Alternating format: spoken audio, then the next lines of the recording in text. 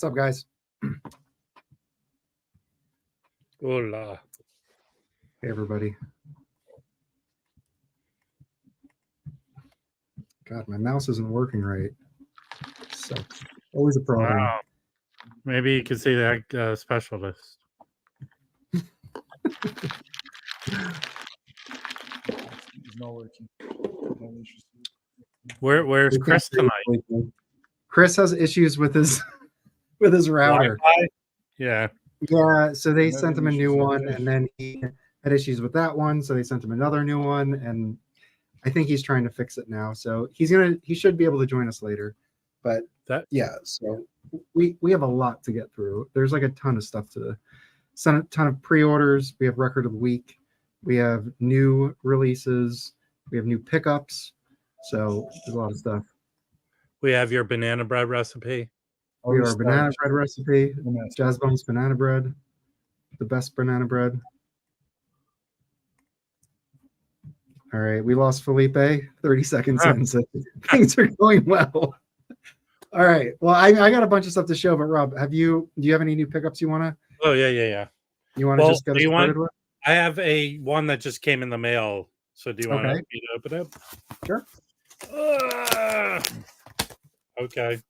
What do you think this is? Hey, Brian. What do I think that is? In that mailer, it's from Amazon, so it's probably, I don't know, an OJC it's the new OJC, Ron Carter. That's pretty good. That's pretty good. The thing is I had an OG. I had an OG mono of this, but it was very VG, and I also have the twofer with this, which is an Eric Dolphy twofer. And my work gave me a gift card, so I used it to get this. Wow, it is. It's nicely textured. Nice. That's cool. Yeah, that's very cool. I will when I leave the show, I'm going to listen to this. Yeah. Okay, but I have lots of pickups. Well, not lots. Nice. Hold on. Can we do a quick tech check with Felipe? Felipe, are you good?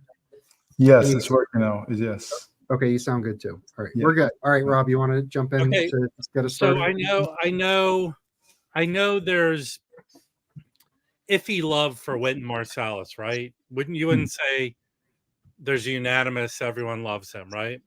It's true. Yeah. But I picked up his first album in the string. You know, the thing about Wynton Marsalis records is they haven't been played. When you go buy them, they're cheap and no one's ever listened. But I listened to this. I didn't know this was produced by Herbie Hancock. It's really good. I liked it. Yes, I mean, he pretty much started with Herbie, right? Yeah, I thought this was really good, and it was like $5 in the shrink mint. So I suggest getting that.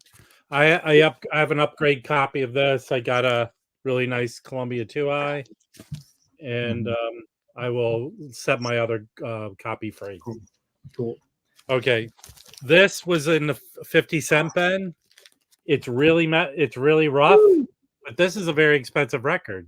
Everything on that label is expensive. So it plays. It's like having a bowl of Rice Krispies next to it. But the music, the recording. Do you ever listen to a really messed up record? But it's a really good recording. So cool. Well, if you sell it for $1, it's 100% profit already. I think in this shape, I could probably get $30 for it. That's great. Yeah. All right. I would give you $30 for it. You what? Yeah. You're poor. You're on a break because I know. People will find out later. Okay. So apparently I was the only one targeted around here by Amazon with a 20% off coupon because everyone said they didn't get it. You're the chosen one. But there wasn't. It was mostly CDs and stuff. But this is a current pressing of the Steeplechase, which cool. I used. My first couple ones I was iffy on these pressings, but this sounds good, and it's really good.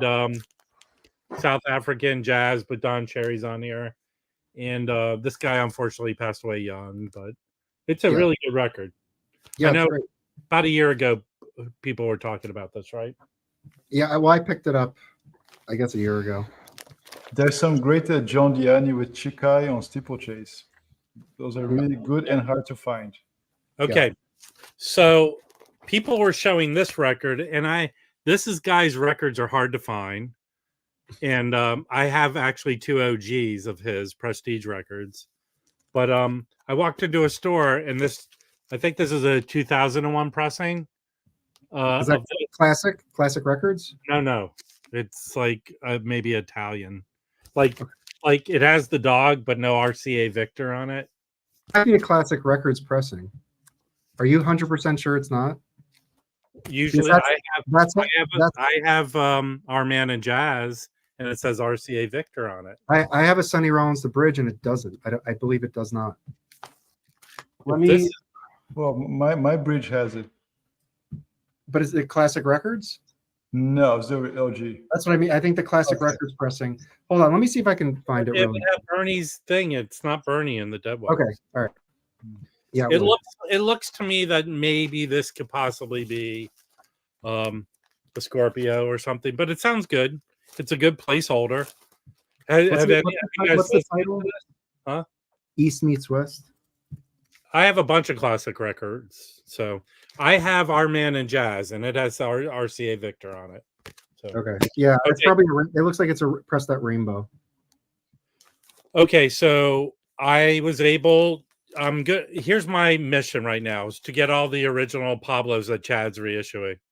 So I found this yesterday for $10, and it's excellent. It sounds good. This is this I agree with him redoing, but you can go get it for $10 or less probably. And but this one, I had some OJC Pablos that are on red wax, but this is a original Pablo that's pressed on red wax. Interesting. Red vinyl. Cool. And this is really good. It's digital, but it's good. Nice. Yeah. And this was $5. All right. Here are the 3 big hitters. Okay. First big hitter is Bam. This came today. Nice. This is 72 pressing, but sounds excellent. Very happy. Got it for pretty cheap. What does this go for? Like, I want to say that pressing, it's still pretty expensive. I think there's only one for sale of this pressing over $100. I don't know. Great. Yeah, I paid $45 for this online. I found it online. Okay. Next one has a good story of Bill. Everyone knows Billy's record salon. Yep. So I found this. And I showed it, and he goes, "Did you buy that on Etsy?" And I go, "Yeah." And he goes, "I had that in my cart." And I go, "Well, you should have bought it." And it's a white label promo, and it's excellent. I have his other Muse record, but these are hard to pick up too. It was not that expensive. Searching Etsy for used jazz records is another level of mine. Okay, so here's the problem with Etsy. And I'm going to show a picture. Here's the good thing with Etsy. This is how you usually get people who sell on Etsy are like very anal retentive people. So this is how I opened the box, and this is how it came on Etsy. Oh shoot! Okay, here's how it came. It came gift wrapped in a little note saying thank you. Oh, fantastic. That's great. Nice tissue. But here's the problem with Etsy sellers. They don't grade the records. You have to ask a lot of questions. This was in VG plus shape. Very good. Okay. This is VG plus. That was also very dirty. That was also on Etsy? Yep, both on Etsy. But trust me, Billy and me, we went through Etsy. Most of the Etsy sellers are delusional. The prices are too high. All right, and then this, I've shown this, but this was a big pickup. This is, and I remember when this came out, I think last year or the year before, reissue. It's a double record with like extra stuff. And people are raving about it. This is crazy good. Obviously, the cover has tape on it, and there was water damage. But the vinyl is VG++. Excellent. Cool. And this record, hard to find, and I found it for like $50. I don't know why they were thinking. I mean, it's easily over $200 record, but the drumming on this, Rashid Ali, is killer. It's killer. So, has there ever been a reissue of that? Dude, will you listen to me? It said last year. No, sorry, I'm too busy over here. Came out as a double record. Oh, thank you. I need to. So what I was doing was, I was trying to prep for the Pablo stuff. I pulled up all of the Analog Productions Pablos that were already pressed, and they're out of print, because I think nobody has done this before, and a lot of people are giving Pablo some heat, or Analog Productions heat, because some of these Pablos you can find for cheap, and that is certainly the case. But I just feel like this is kind of an interesting dimension here. So, well, but here's the thing: people that know, like record stores that know, are inching up the prices on these. And I would assume, but look at these. So this is acoustic. Yeah. This is Analog Productions from 2003. Yes. Okay. So this is long out of print. This is the Analog Productions 45 of the Timekeepers, the record you just showed. Yes. Median sale price is $140. Well, but here's the deal. Here's what you're not doing. Look how many people have it. Look how many people want it. And then go to the sales history. I mean, it's sold. There was one sold last year. I'm just saying, if you want to get the Analog Productions version of this, it's going to cost you $200. The 45. The 40. Well, so that's the 45. But what I wanted to show is that the Analog Productions Pablos that have been pressed before are through the roof in price. If you want to get copies. Hold on, the 45s. Did they ever do them at 33? Let's see. So that was a 45.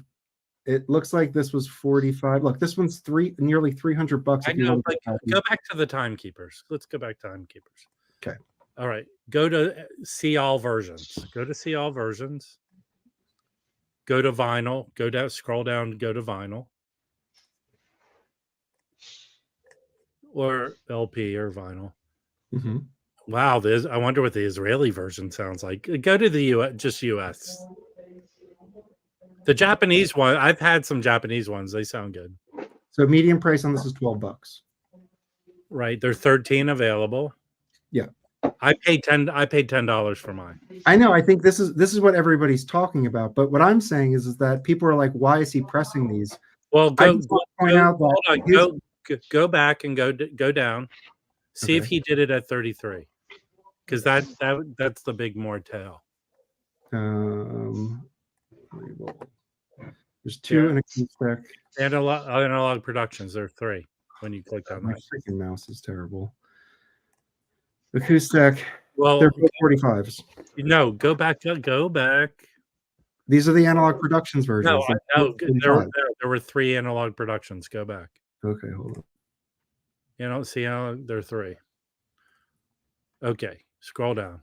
So there were 3 different pressings of the 45s. Yeah, so they're 45. So what was that other one? Actually, 2. One's a test press. Can you pretend I'm stupid? Okay, I know it's a stretch for you guys. Okay.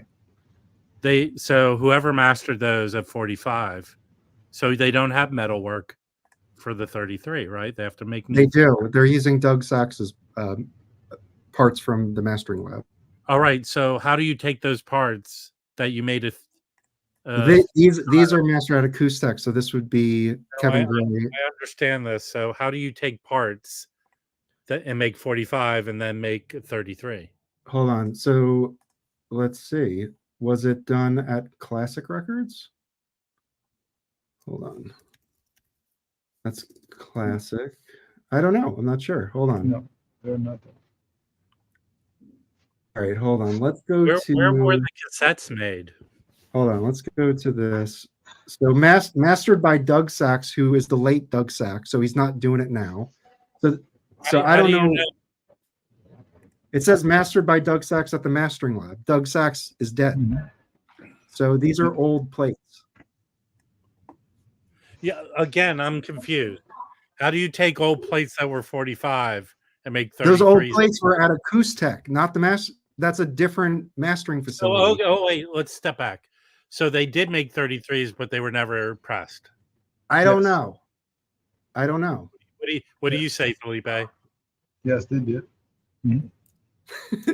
That's the only that's the only explanation. I mean that's be reasonable. That's the only explanation. Right? Yes. Felipe, you picked up RTI pressings that were never issued, right? Yeah. Yeah. Mm-hmm. So it looks like they've never been issued. They're Doug Sachs mastering at the mastering lab. I don't know when that happened, but obviously years ago. And his ghost did them. Anyway, I realize Harry's saying that, the newer 33, not 45. Okay, that's fine. I guess my point is that Chad's Analog Productions versions that were at 45 are selling for hundreds of dollars now. That's all I'm saying. So like when he's thinking about doing a series at 33, he's probably thinking that there's going to be some demand because I've already sold these. And they're 33, they're Doug Sachs. I'm just kind of putting this data out there because I feel like people are just like, they're $10 records or $10 records. And it's like they've done audiophile reissues before and they sell for a lot of money. But we talked about this on my stream the other day. Here was my take. Smart business decision.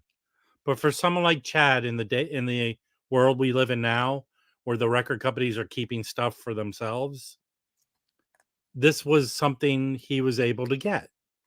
Yeah. And it makes sense. But are they going to sell out? I don't think so. And I don't know what his pressing allotment is on these titles. But the thing is, when I made this point on your stream the other night, when Chad originally did the Prestige 33s back in 2012 or whenever it was, they didn't sell out. They sat around for 8 years. That is like the business. A different time. That was a different time. I know, but the idea that Chad hasn't factored in is are not going to sell out. I feel like he built his business before 2020. Well, wait. We're talking about two different things. I don't disagree with you. I know, but I'm just saying, you're saying like they're not going to sell out. I'm saying Chad knows they're not going to sell out. No. Hold on. And he doesn't care. I don't disagree with you and your point. I'm not saying they're not going to sell out because of some other reason. What I'm saying is, if Chad was able to get the records he wants to get, he would be pressing those. The environment we live in now, it's harder for him to get the licenses to press records from these record companies. So you have to make other decisions. I think this is a smart decision. But trust me, if he got the rights to repress every single John Coltrane record, he would do that over the Pablos. That's my point. It's just hard for him to get these. Yeah, I mean, I guess so. I mean, yeah. I mean, I don't know. I'm not sure. I guess that's the case. Like I wouldn't say Pablo's are bottom of the barrel reissue series. No, I think these are like sonically some of the best records, like that Count Basie, You and Me, which isn't part of the series, but it just is a statement how good quality Pablo is. It's Norman Granz, Basie, Ellington, Sarah Vaughan. Yeah, these are like some of the top musicians. Like people complaining about these records are. I don't know. I have no problem with him reissuing these. I think it's a good thing that he's. Let's name names about the people who are complaining about these records. Let's step back. If I believe he thinks every single one of the ones he's doing are sonically outstanding, and the ones I have were from that video he did last year where he said, "Go get these records," and I listened to him. I got them. They weren't expensive, and they're sonically incredible. But let's step back. Mike, you say that you think this is one of the best sounding records, period. In my collection. Right. But financially, he's sitting on metalwork that was done long ago by one of the best mastering engineers. What about him saying, look, I want this record?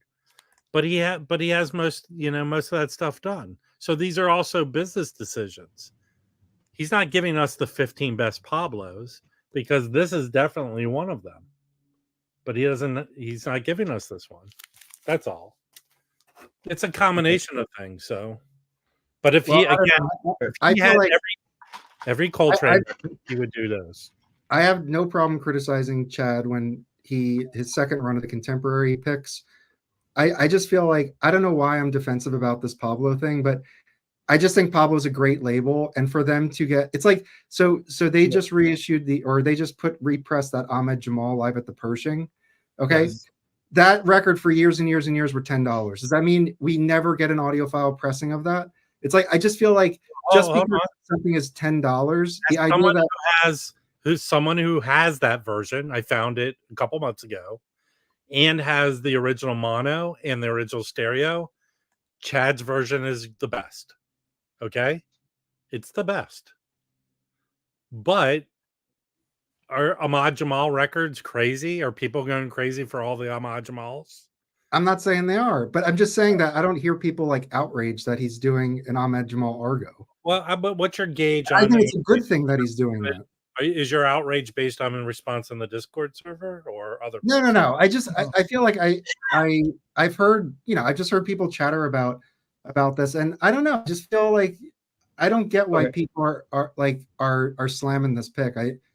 I think Pablo's a great label. I think these 15 titles are cool to press. I don't see a problem with it, and I don't know. I just think I love Pablo, so that's really what it is. I don't get why people are hating on it so much. Okay, shall I now? Okay. Calm down. Okay. Here's the thing. First, yes, I get both of your points. These are cheap records. Anybody can go to a store, go to the dollar bin and get those for very cheap, and they are excellent. They are. However, not everybody can go to a large center and go to a record store and find those, or want to. Point one, bro. Point number two, it's good to have them done at a high level. That's fine. And I think point number three, first and foremost, I'm not going to buy all of them. I might buy a couple here and there out of curiosity. I have some Pablos here. And, if people want to buy it, they buy it. Don't want to buy it, why make this big deal about it? Just I think it's a good thing that he's doing it. Simple. People are so concerned what others should do or not. Who cares, right? That's simple. I think that's it to me. Well, I said on my stream, 4 of them are must-owns. But that Timekeepers, I'll say that too. Yeah. So here are the 15. So you want to talk about these? I think in the end, probably people just frustrated because he's raising Pablos and not Led Zeppelins everybody wants, but people just get what they can. Simple. Don't be frustrated about what he picks. You wish he was doing so. It's like you're expecting your PlayStation 5 for Christmas, but you got a chess game. That's it. You got it. That's the story of my Felipe. I don't think. But don't just like that's simple. Not. I think it's cool that he's putting these out, and when he announced that I think it's great. Yeah. So I just don't feel like we have to compare it against Led Zeppelin or to John Coltrane. I feel like this stands on its own. It's a great label. It's Norman Granz. It's some of the top titles. These are some of the best sounding records I've heard. I mean, it's great music. The alternate blues. This one's for Blanton. If you're not into Ellington, get this one's for Blanton with him and Ray Brown. That is an incredible record. Well, hold on, Mike. I have one question. How much is Chad paying you? Yeah. Nothing. I got a bunch of promos from a lot of people, but not from Chad. Okay. Illimax. Let's set the record straight. You're welcome to share your opinions, but you're on the edge here, buddy. I think he's being funny, but I think he's calm down. Mike is fine. He has a lot of passion. It's bent up hostility towards this really expensive record he bought. He can't buy any other records. No, but again, I think people just should calm down. Please. I think people should just calm down. No, I'm fine with Mike. Those are great recordings. They're doing an even higher level. People can and want it. Be happy with it. If you don't want it, don't be passionate. It's simple. Hey, Chris, Chad didn't pay Chris's internet bill, so he can't connect.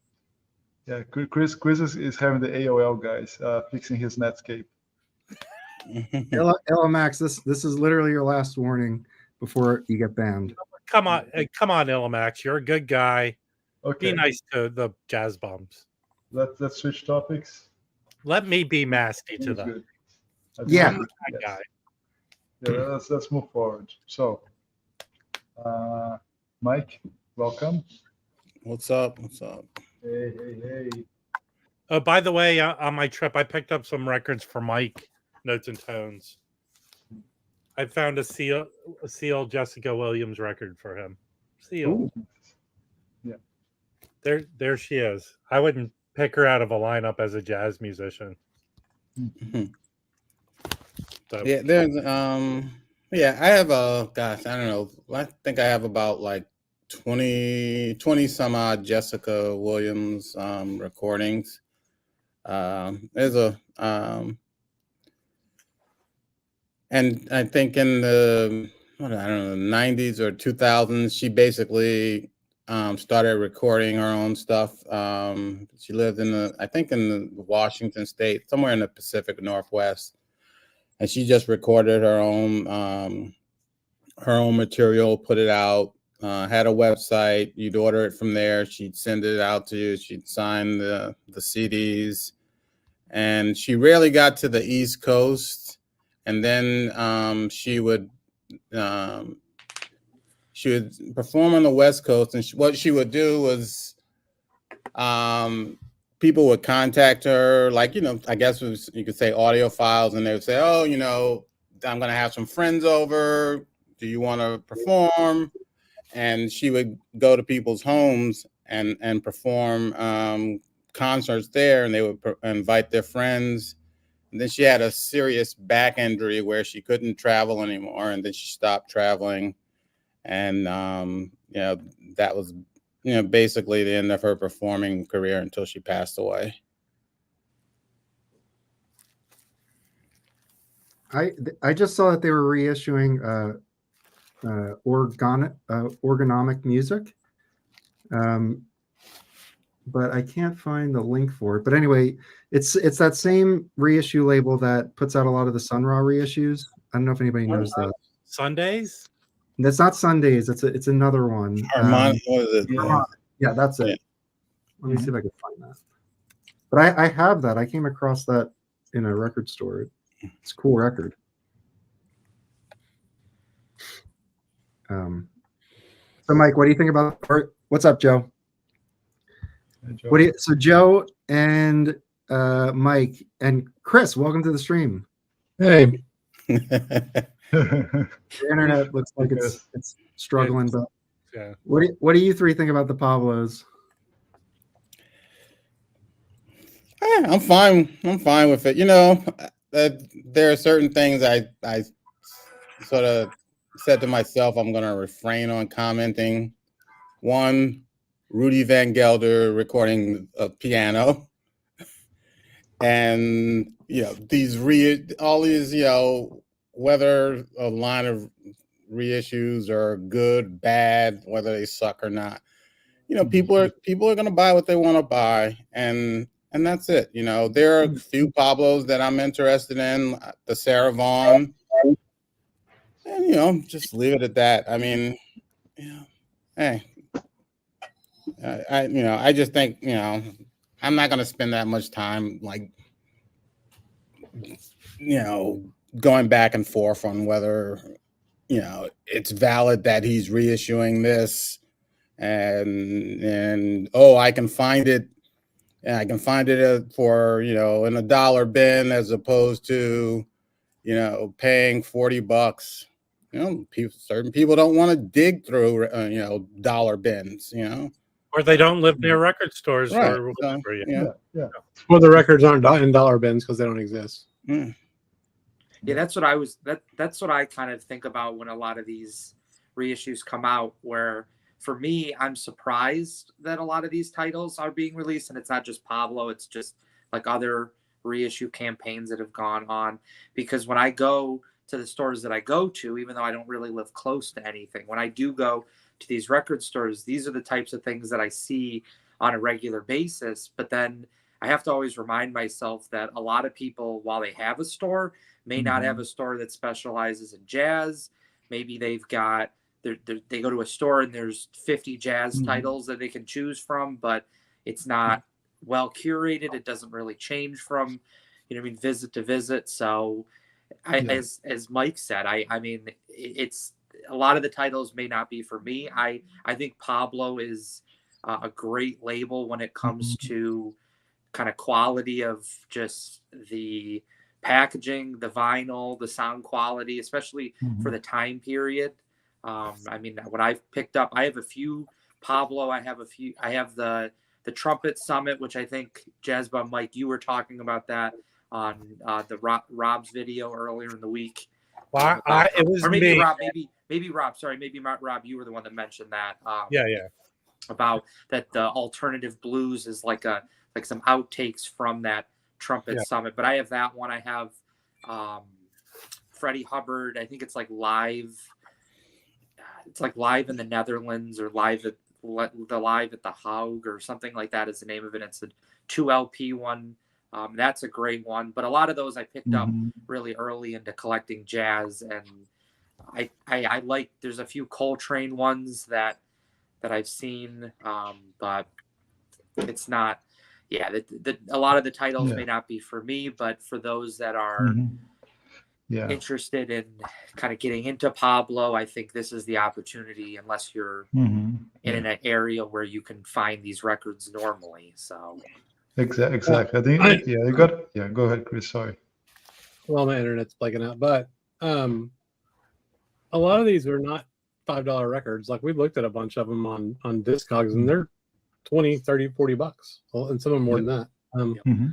I also think that this comment just makes literally no sense at all. Like, who gives a shit if they're at the end of their career? Exactly. Yeah. Great point. I think that's what Joe said, and I kind of meant that, but didn't make it clear. I mean, just don't look at everything just from your perspective. There's all sorts of people for all sorts of flavors. I mean, what doesn't appeal to you appeal to others. I mean, let's say Atlantic 75 has zero interest for any title there, but a lot of people want it, and they're doing really well. And I'm going to be bashing this series just because I don't want stuff from there. Right. Yeah. I mean, I was just going through some of my Pablos this week. There are some, I think they're good for, just artists that, that, I don't know, like I was listening to some Sweets Edison that's on Pablo, and they're excellent recordings. Really excellent, not only in terms of sound, but, his playing. He may be a little bit old. He is a little bit older. Yeah. But he understood, with age, he understood certain things, like nuance and how, to project that. Whereas, he's just not saying, okay, I can do all these fast runs and, all this stuff. There's more to, to the song. And that's why so many young guys, they all talked about Sweets Edison and how, how he played, because it just wasn't just a flurry of notes, Yeah. And I think that applies to all genres too, right? End of their career. Dude, at any rock band, after the first 5 years, everything else is just disposable, right? Any genre. I mean, people are their prime early in their careers. That's easy. We know that. But they still do things with quality, with skill and everything to the very end. Like Debbie Gibson doesn't have the skill she had when she was 16 years old.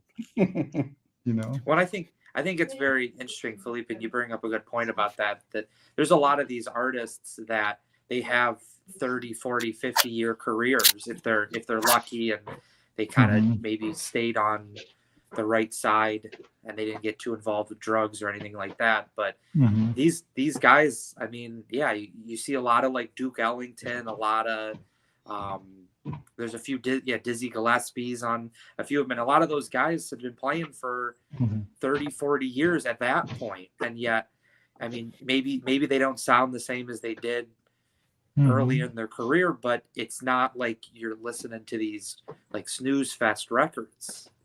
And it's not just Pablo, but some of these, I mean, I know every time I get on here, I talk about Peter Brotzman, but he's a guy that fits into that too, where early in his career, he was this young, just very aggressive, had a lot of like emotion to kind of work through.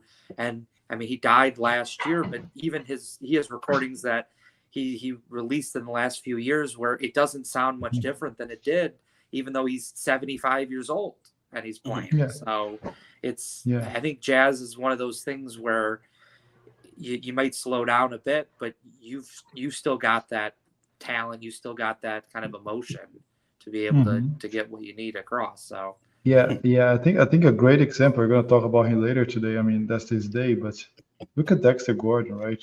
I mean, you can like any record from Dexter Gordon, from the Dial sessions to the very end of Colombia. He's a very consistent player. So yeah, I think it's a valid point. I mean, they're not be the most innovative later, but they still doing it at the high level. Sorry, Mike.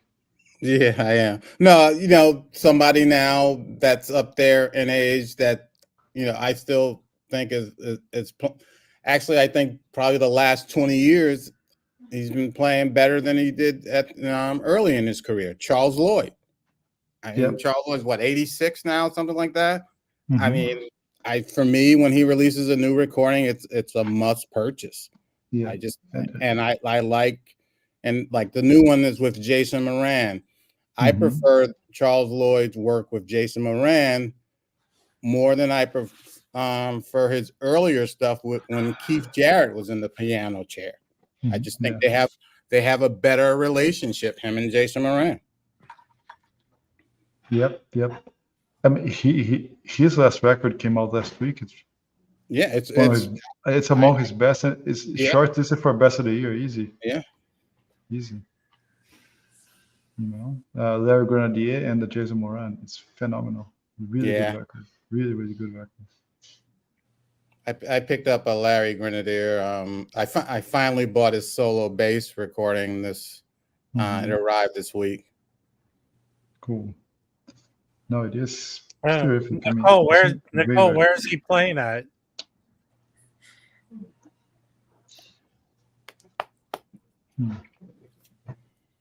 Okay. I mean, I went and saw Benny Maupin. Dude's 81 years old. He put on a great show. I was happy. Yeah, look at Kenny Barron, right? He's still recording. Oh God, great work, yeah. right? Oh man, yeah. Billy Hart's still there. You know, all these guys. Hey, at the end of May, Buster Williams is doing a show. I might go see that. Yeah. Oh yeah. Yes, good point, though. Kemal Waldron. Yeah. Sure. So let's give me a good hook here. Want to show some stuff? Share some stuff with you guys. Okay, first one, this one here. So I got the full run. I can show them all now. All right. So what are these, Felipe? These are all the Record Store Day releases. I just received the second half today, just now, so I can attest to everything there. So this is the first batch I received last week. So this is this is all by Elemental. A lot of people already showed. I think Ken showed some. Bob Bradley did a very nice video on those. This is terrific. This is really good. How's the sound quality? Okay, right off the bat, you can go wrong with any of those. They all are really well done. They all sound great.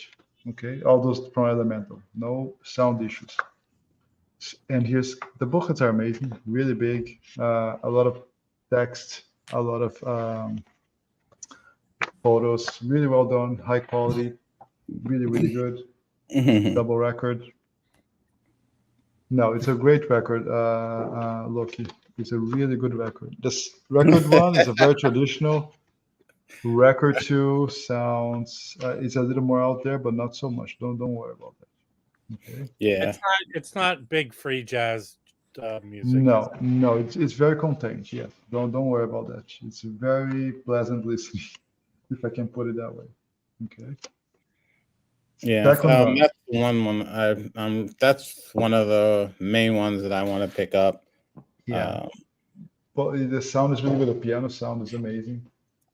Another double record that came live in Chicago, 76, 77. So it was a collection of performances. That's the Sun Ra one. Again, another great book. Features all the tapes used.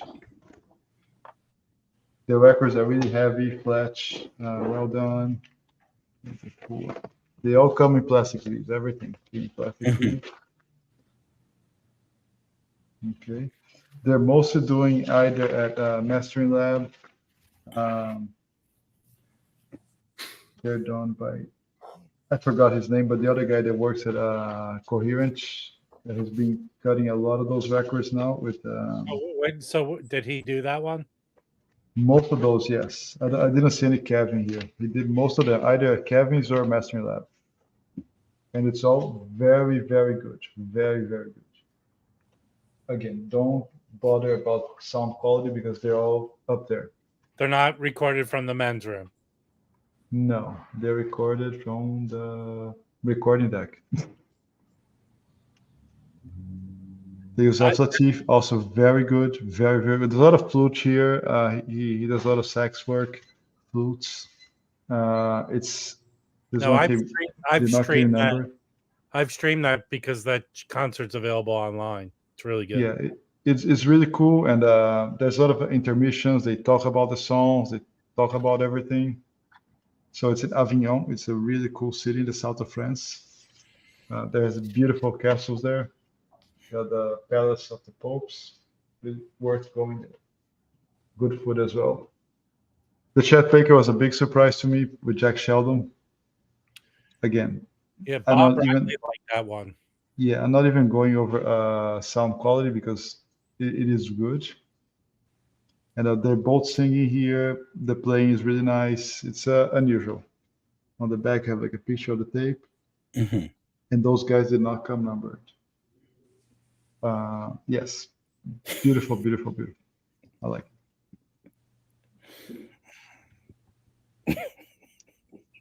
it.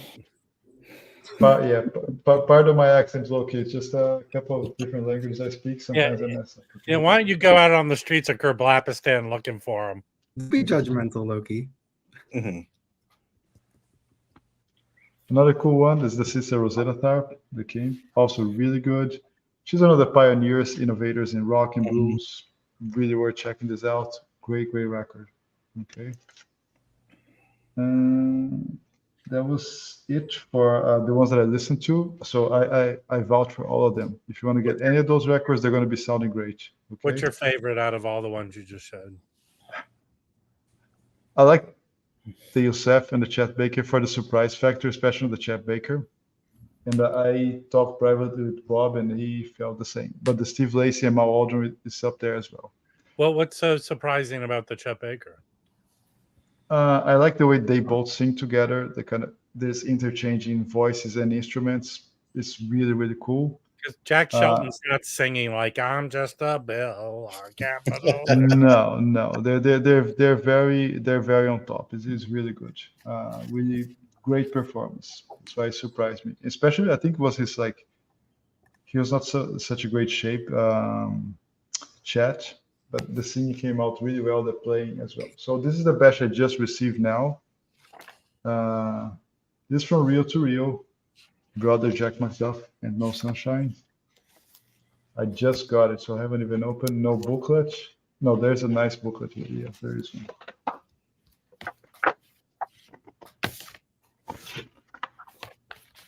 All right. Jack McDuff, Leo Johnson, tenor sax, Dave Young, tenor soprano, Vinnie chorale guitar, Ron Davis drums, unknown trumpet, side C and D. So there's an unknown player here. They couldn't get all the info. Mm-hmm. And it's a nice gatefold with a nice story here. This was recorded in 1962 at the gallery in Seattle, September 13. Let's see another one. This all came not in shrink. Here's the Cannonball, Olympia, 72. Again, really, these are heavy. Is that Jack McDuff a double album? Yes. Mm-hmm. Yeah.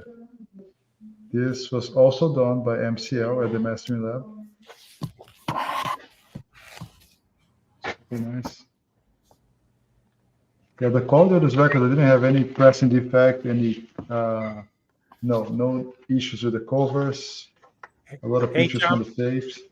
John Bandy, Jack Shelton was the Schoolhouse Rock guy, man. Come on. Felipe, Pictures of the cans here, the tapes. do you know what the price points are on these records? Did they provide that? I don't. I think you can. They're available. I think most. They're probably right. I'm not They're sure. probably not going to sure. be in the. It's probably going to be in the 50s for the double record ones. That's what I'm guessing, Rob. Yes. Yeah. Because most of it's on Elemental, some are reel to reel, and some are Jazz Detective, and some are Resonance. So this was Elemental. The other one, Loving Friends 69, Cannonball. So this is also on Elemental. So Cannonball, Natch, Joe Zawinul, Victor Gaskin bass, and Roy McMurdy drums. And my number is promo.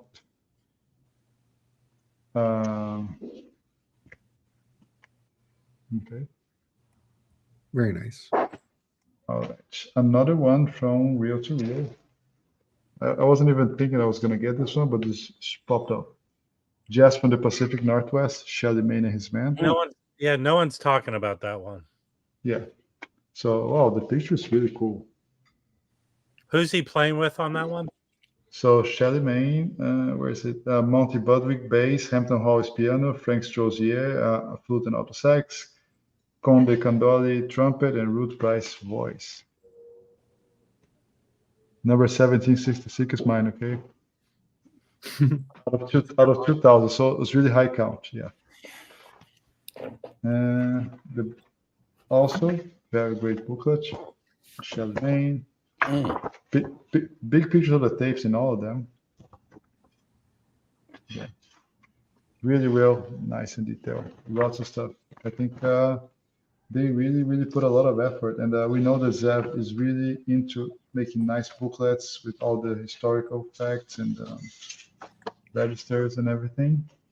So now the Resonance ones. Finally, the Resonance records. I think it's a triple. This is number 920. This is handwritten. That's the Art Tatum one. Beautiful, beautiful. Let me open it. First time. Does it say what years that was recorded in? Yes, 1953, Chicago Blue Note Jazz Club recordings. So very historical here. August 16 to 28, 1953. Art Tatum, Everett Barksdale, and Slam Stewart bass. Oh, nice. Those are nice. Those are nice pictures. They are a trifold, okay? Yeah, let's see if I can get it right. Yeah. Does that have Art Tatum's chocolate chip cookie recipe in it? I think back in those days, people were still healthy. Right? Yeah, look at Art Tatum. He's like Jack LaLanne on that cover. Yeah. Yeah. Yeah, good picture work. Yeah,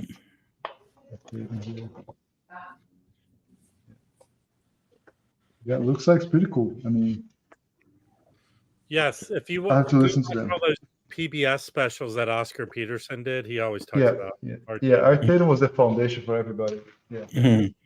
Yeah. Big thing. Even for Monk, everybody. So yeah. Negative point, the stickers on this side here, so it's hard to put it back. Felipe, any update on this question? Which one? Yes, we are recording with Zeph on the 13th, the Saturday before. Tomorrow we're recording another interview as well, but not with Zeph. We're going to be talking tomorrow with Max Girl, who just released a solo-based record on JMI, and he's putting 2 more records later this year. All right, show that one you had in your hand, Felipe. That's the one everybody wants to see. Well, that's the one I really would like to get. And I would like to hear your thoughts on how that sounds. Yes, I'm going to check that tomorrow. I do know that's $100. Yeah, so it's 4 LPs. Let's crack it open. Okay. If I can. Just get out that tool you use to scrape the shit off people's teeth, man. Man, I left my scalpels in the office. Okay. Let's check it out. The picture is great. So that's been a widely available bootleg forever, and I streamed it. It actually sounds good, and he is he's on a tear. Okay. There's other stuff on my desk here, so let's break it open the box. There's a box. So it's a box. It's a box. Yes. The records come in the box like this. There's no like an album cover. Okay. They cheaped out on it. This is cut by Bernie. It's a BG. Ah, nice. It's a BG plus. Oh, what they say? It's a triple record, so it's a BG, BG, BG. How many records did you say that was? Is it 6? 4. It's 4. Four records. So there's a red one, there's a yellow one, there is a blue one, and a green one, almost a rainbow. And which performances are included? Like location. So I'm gonna go over the booklet now. Mike, and just get the box out of the way. It doesn't say on the back of the box.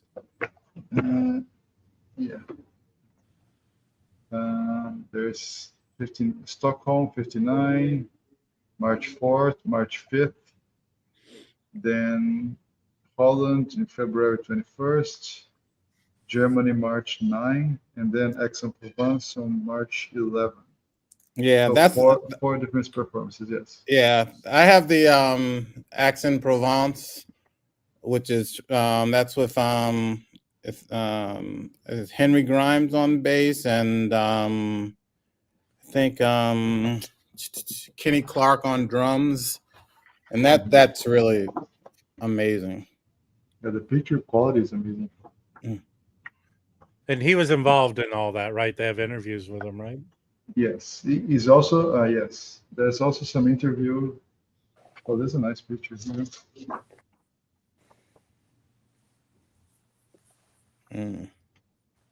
Great stuff. Great stuff. Oh yeah, the whole band. Really and nice. I think and kudos for what they do. I mean, Zach put a lot of effort in the books. I think that's very important, very relevant, because if you're doing like a historical kind of work, historical kind of piece, I think you have to substantiate it. It's quite remarkable the effort they put here. It's not easy to make. Just look at the Tom Post, right? They had to redo the whole run of Tom Post because there was an error with the graph. It was not on the. There are some typos like everything else, but there was a problem with the printing. The printing came wrong. They had to redo the whole thing. So it looks like Sweden recorded these sessions. There's Sweden, Holland, Germany, and France. Yeah. Okay. E59, February to March. Okay. Yeah. Got it. It looks like the first LP is Swedish radio. So it's a live concert that was broadcast, but that sounds pretty good. Yeah, usually radio ones are great. I mean, the Sony that was in Holland, right? The other Resonance record a few years ago. That was Sony in Holland, and that stuff is great. There's some live performances, but the radio station recordings, they're phenomenal. They're really good. That's one of my favorite Sony volumes on all the reissues. My favorite. For sure. But it's a great, solid box. I'm going to be listening to it soon. And the way we're doing, because we are in 3, so they don't get like 3 copies of everything for us. So the way we always do, tomorrow we're going to fight it over, split the records, and make a video of our impressions. I think you should record how you guys fight with each other. That'd be the most interesting thing you ever did. That's kind of you don't want to see that. I listened to some of the files. I thought the Mel Waldron, Steve Lacy sounded very good. It's great. I listened to one of the Cannonballs. I thought that sounded really good. I forget what else I listened to, but I don't know. We should just flip a coin or something. Yeah. But yeah, I mean, everything here has been terrific. I think they're given the number of of releases they're putting here, to be so considered at such level in all of them and not dropping the ball in either. I think it's, really Yeah, it does. Points for them. I think it's amazing. And when is Record Store Day? Rob, do you know the date? 20th, I think. It's Yeah, the third Saturday in April. Okay. Yes, I think it's the 20th, like 19 or 20, either one. Yeah, I don't think Roland plays anymore. No, his lungs. He can't blow anymore. No. Very nice. Unfortunately. Mhm. That's great. I think, given that it was kind of disappointing the last one, I think this one, they're kind of catching up and making up for that. For sure. I heard that Sonny Rollins just watched TikToks all day. All right, so I wanted to go back to the Pablos. I'm just kidding. I wanted there were a couple other announcements here. So there was no announcement. You just found these out, right? Well, okay, yeah, I guess there wasn't an official announcement. So the 2 new Verve by Request pre-orders came up. You can see on UDiscover, this is A Night at the Village Vanguard on Argo. This title is, I have a copy of it. Yeah, I have the 80s digital one. So this is recorded 2 nights in 1959 at the Vanguard. This is the mono promo copy or review copy, and it has Kenny Burrell, Roy Haynes, and Richard Davis. It's a great record. They swing really hard on it, and you can hear Kenny Burrell has a beautiful tone, but the ride cymbals mic'd really nicely, and it works. He's working with Kenny, and you could hear that. So it's a really cool sounding record. This reissue is $30, and yeah, I think they're doing the stereo. Yeah, they are doing the stereo. So this one's pretty cool. I don't think these are sourced from the tape. I imagine it's a digital source. I don't think it says otherwise. Yeah, from what I understand about these, is a majority of them are done by Ryan K. Smith, but they're probably digital. But some, like the story I know about the Pharaoh Sanders Black Unity, there was a copy of a tape in England. So they had that Miles, the guy who does the Beatles shit, he did it. So I mean, the ones that Ryan K. Smith did, they're usually pretty good. So this is the limited special edition with the yellow treatment. I think this comes in like a more sturdier jacket, but there's that for an extra $10. And then the other title that was announced was the Sam Lazar Space Flight. Now, don't you have that? Yeah. So this is, I have a stereo copy of this. This is a 1960 session. That's a U.S. Army photo that they sourced. It's Grant. So it's Sam Lazar plays organ. Grant Green. This is his second recording. I think right after this, he moves to Blue Note and starts playing, leading records and then playing sideman stuff. And what's really cool is Willie Dixon's on bass on this. So he's a blues player, but I think he's part of the Chess Argo family. So they were able to get him to bass, which is pretty notable, I think. I thought he was just a singer. No? He's bass player. He sings on that record, but he's bass player. But the one the Prestige that Chad put out, I thought he just sang. He sings on that, yeah. But he plays bass on it too.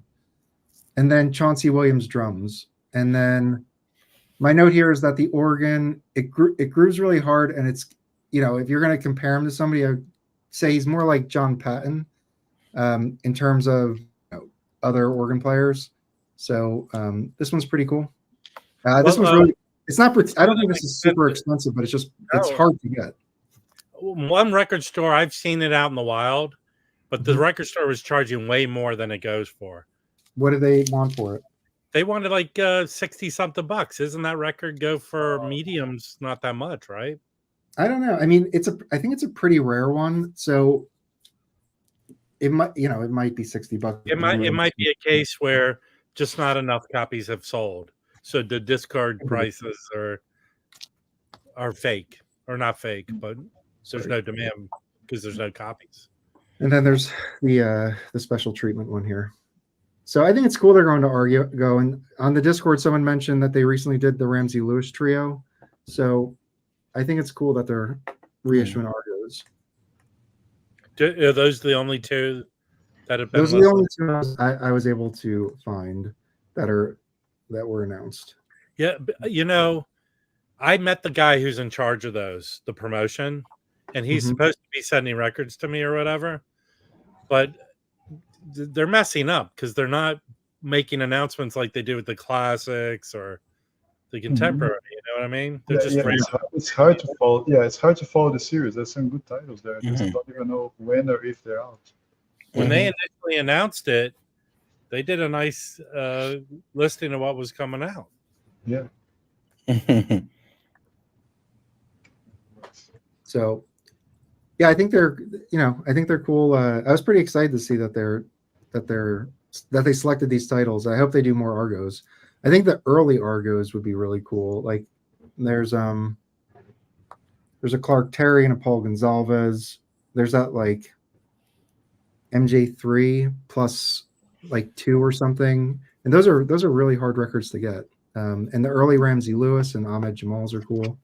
So it's a great label.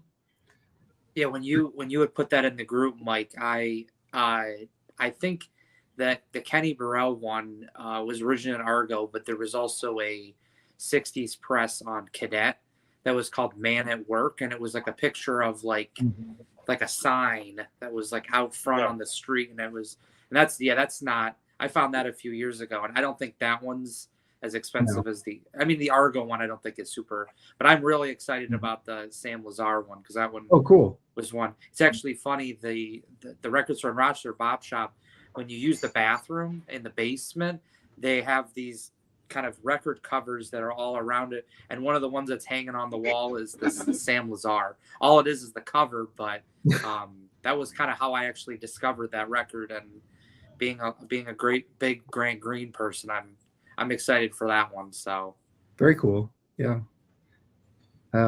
Did anybody get the new Alice Coltrane, and is it worth getting? I did not. I'm waiting until it drops in price. Me too. Same thing. Yeah. Has anybody reviewed it? I've been streaming it. What do you think? It's awesome. But I mean, it's funny with these. It's funny with these kind of off impulse releases. They don't there's not a lot of feeling behind the release of them. Yeah. I think it's just from what I understand, it sounds good. I stream it, but they're not the best recordings or something. No, it must be great. I'm gonna get it. I'm just waiting for a price drop. I mean, it's just a matter of allocation, as they say now. Hey, Nicole, hold on, there she goes. Nicole's reviews are like the old TV guide. I got it. It's good. 3 stars. I love Alan Alda in it. Joe, do you have any new pickups you want to show? I got one. Well, actually, I have 2. One of them, when I was on the last time, I had it, and I just think I don't think I ever showed it. Okay. I've been looking for this record for a few years. I had a chance to buy a copy, and it just kind of slipped through. But a copy showed up in Rochester, and so I was able to get it. This is Rudolph Johnson. Wow. The Second Coming.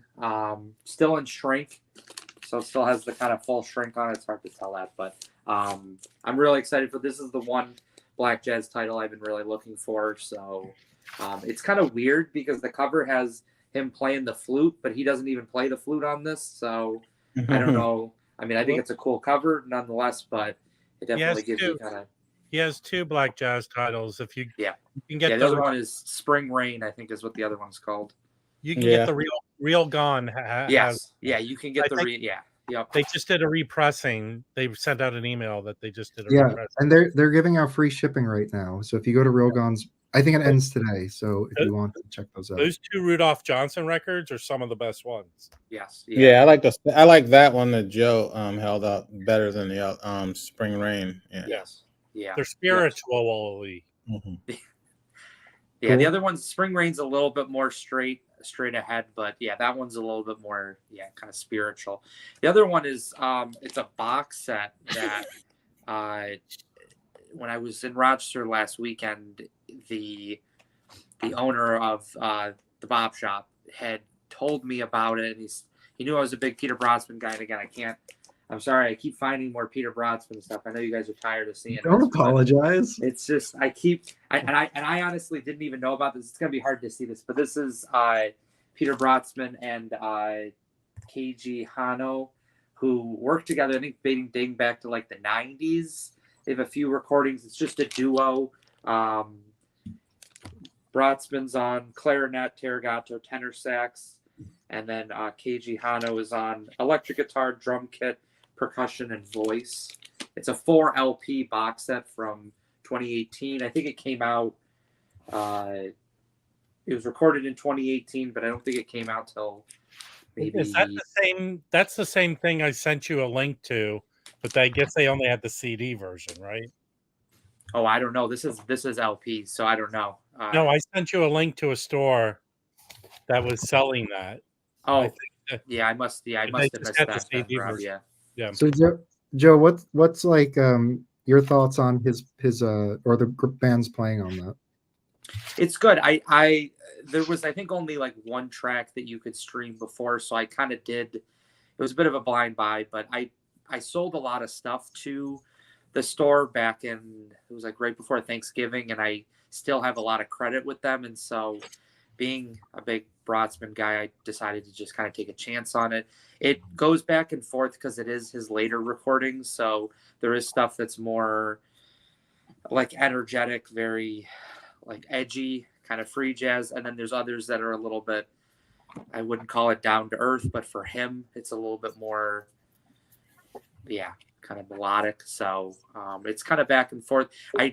When you look on Discogs, it shows that Keiji Hano only plays I think it's, so he plays, his main instrument is the guitar. Yeah, his main instrument is the guitar, but when you listen to the one track, you could hear the drums. And so at first I was like confused, like, is there somebody else that they just didn't feature? And it ended up being that it was that kind of, Keiji Hano was also playing the drums on some of the tracks. So I haven't really had a chance to listen to that. I have a lot that I still haven't listened to, but that's another, I'm always excited to find more. And I had no idea about that. That was, I mean, it's not a super expensive set. I mean, it is a 4 LP. I think the going rate on Discogs is about $120. So it's a bit pricier than what it is, but at the same time, again, being a box set, and it's a nice presentation. It's kind of similar to that RSD one that Felipe had shown for the Sonny Rollins, where it's just kind of like a box. The top of the box kind of comes off, and then all the LPs are just sitting in it. So, but it seems to be good quality, and I listened to some of it when I had gotten home, and the sound quality is great. So it's so those are the two things I found. I haven't really found much, but I'm kind of taking my time with picking stuff up because I just have so much to listen to. So yeah, I hear that. Any things you're going after on ICP at all? So I did listen to the one that I had shown the last time. That was the trio of, it was John Shikai, Misha Mingelberg, and Han Benek. And that was a third ICP title that I had picked up, and it was really clean. I got it from a seller in Japan that I had bought from before, and it looked great. But it was one of those situations where it looked great, and I cleaned it and everything like that. But when I played it, there was just, especially on quieter parts or between the tracks, especially, there was this low level like surface noise that was just, it was almost consistent through the whole record. So I cleaned it again, and then I listened to it later today, and it was a similar thing. So I'm a little disappointed because it's probably one of my favorite ones that I've listened to, or at least that I have. I mean, I only have 3, but it's a really great session, but it's not enough for me to be disappointed with the purchase. But it was one of those things where I think it just was maybe the pressing plant or the vinyl that was used for that specific record was not maybe the best quality, because somebody else was selling a copy on Discogs, and they mentioned in the description that the record looks to be unplayed, but it has like background surface noise to it. So it may just be a pressing issue. But I have to answer your question, Mike. No, not really. When it comes to other titles, a lot of them are trio stuff, and I talked about that one of the times that I'm not a big piano trio person. So I've looked at a few other ones that it's not a huge catalog though either. In terms of the releases, I think there's only like 40 or 50 titles at most, and I might even be wrong with it being that many. And a lot of them are similar groups, and some of them are a little bit weird. There's a few like later ones with they do a lot of accordion. There's like some accordion pieces. Accordion trio. Are we going to go down a Weird Al Yankovic rabbit hole? Well, all right, okay, we can. I did. A couple people in the chat mentioned there is another pre-order from Verve by Request, so I pulled that up. They're doing The Dealer, Chico Hamilton, introducing Larry Coryell. So this is his debut. It's also notable. It looks like Archip and Charles Lloyd are on this as well. So I don't have this. Yeah, I have it right here. I got it. Right.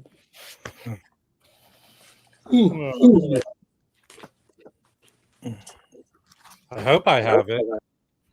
Chico Hamilton has some of the best covers. So, like I said, you cannot go wrong with any Impulse Chico Hamilton record. These are fantastic. Whether most of them are the same lineup, if it's not Gabar, it's Larry Coryell. On this one, Archie Shepp plays one song on this. Here. Cool. Archie and Bob Thiel. And then Richard Davis is on this.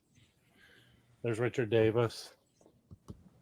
Who's this guy who's playing sax because it's no longer Charles Lloyd?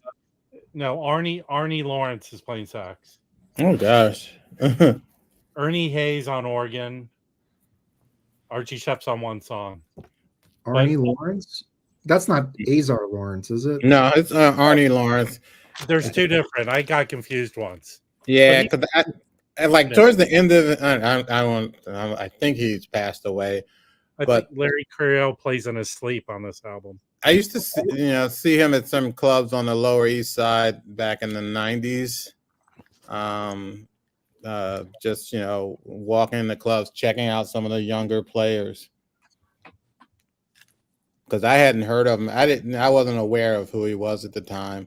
And then some of the guys go, "Oh, that's Arnie Lawrence." I was like, "Okay, yeah, who's that?" I will say that all of these go over $20, but I think this one for some reason is a little pricier. This title. Well, it has. Here it says as Archie Shepp. Did you say that, Rob? Yeah, he's on one song. Have you not listened to the words that come out of my mouth? Do we know who's mastering the Chico for Third Man? You're looking at the website. Does it not say? Doesn't say. They don't say, but I would say 60% of them seem to be done by Ryan K. Smith. The ones that people complain about. What's the guy?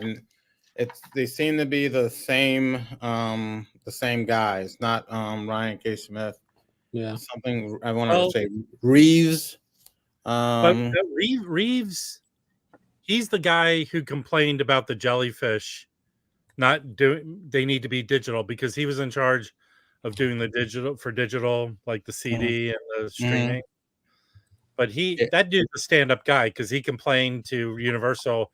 He's not worked for Universal. He's just a dumb for hire.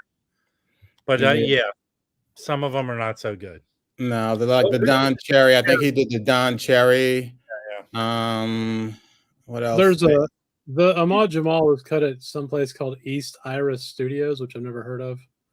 That was in someone's bathroom. It says Kev, Kev in the Dead Wax, I guess, on that one. Kevin Reeves. Yeah. Well, he That's sucks. the guy. Yeah. I mean, because the other that did he do the Schofield too? Because that's the worst mastering I've ever heard. Probably. It's all over the place. Like the Black Unity Pharaoh Sanders, I have that. It's okay. Yeah, No, that's the one. That's Miles the one Showalter done did by that. Miles Showalter. yeah. See that? Yeah, and Rob said the Ryan K. Smith ones are good. The ones that I had that are less than optimal, let's say, are the ones that have been done by Kevin Reeves. Well, that John Schofield was just I don't know, horrible. I'll tell you this. Someone helped me find an OG of the Don Cherry. That thing sounds awesome. Mm-hmm. Oh, the what was that one called? It's Don Cherry and his little teeny trumpet. No, isn't it like Art Deco or something? It's called Art Deco. Yeah, it's Art Deco. Art Deco. Yeah, I was Yeah, looking They forward should to change that. the name to Don Cherry and his little tiny trumpet. Mm-hmm. Mike, Kevin Reeves did the Schofield too. Yeah. So whoever, if the powers that exist in the universe, they need to take away his light. Yeah. Hey, Well, I You heard that shouldn't have records. one of the reasons is that they should have been double LPs because of the length of the record, and that Yeah, that one should have been probably. is that the issue with the Schofield too? Was it a long record? That's the Schofield. That's what I'm talking about. Oh And, yeah, I think that the Art Deco was that too. can I make a request, Illimax? Take all your anger towards the Jazz Bombs and direct it towards Kevin Reeves. Correct. That's a good point. Oh man. I like the Roy Brooks beat. It sounds really good. I thought. Who did that? Ryan K. Smith. Yeah. The Alice Coltrane I thought sounded good. Ryan K. Smith got that one. Now, Nicole, have you ever asked anyone if is that a pocket trumpet or I'm just glad to see me. And the same thing with like the Harold Land Peacemaker. Ryan K. Smith got that one. So I mean, I would say don't buy any of these until we know who cut them or you hear reviews. Yeah. And then order them from Amazon because they're probably going to be warped anyway. So it's a bad series, man. I mean, some of the records are great that I have, but it's a low quality series, like the worst out there, probably. I think. I don't know. I gotta get Where going. now that I have internet. See you later. All right. Yep. Your internet's okay now, Chris. Seems I'm like using it. my phone. I pay $120 a month per Spectrum internet with like 1,000 megabit download, but I can't use a webcam with it apparently. So yeah, I'm not pissed or anything. Hey, literally, I called them earlier, dude. I'm so fucking pissed. I called them earlier and they're like, "Oh, your modem's the wrong modem." I'm like, "That sounds like bullshit." They're like, "If you come to the store, we'll give you the right one and it'll fix it." I'm like, I bet this won't do shit. And I went and got the new modem and installed it and didn't do shit. Can we have a graphic when it comes to you complaining about shit? Like, Yeah. play. Yeah. Yes, we can. That's funny.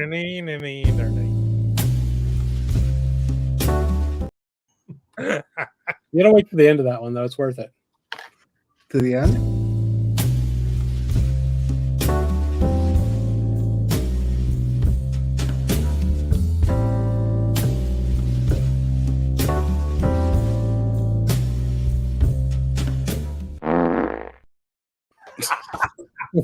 That's terrible. Listen. As the resident, I'm telling you right now, you can never go wrong with a fart. Yeah, it's You want to lighten the moment, fart. Yeah, I feel better now already. I already feel better. Oh man. What did I miss besides people shitting on Pablo? There's color back in your face, Chris. Oh man. Good. Did we already talk about all the RSD stuff? Yes. Yeah, Felipe flipped through it all. Mm-hmm. All right. Let's shut it down, I guess. Yeah. Wait. What does that say? What's going on? Nicole. Whoa. Okay. All right. Hold on. You got it, Chris? Yeah. Okay, Nicole, do you need a set of rules that we need to follow? You just be quiet. Nobody make eye contact. Yeah. No.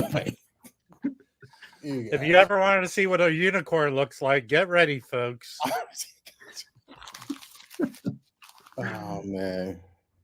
I forgot someone made that spinny Duke thing, so it's not my fault. It has a part at the end. I didn't make it. I didn't make it either. Someone on the Discord did.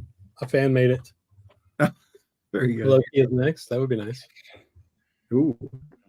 We gotta get Loki like a cat avatar. I wouldn't be voice changer. surprised if Loki had a fresh scar across his face. Yeah. Can use that. Here we go. Welcome to the stream. Hey, Nicole.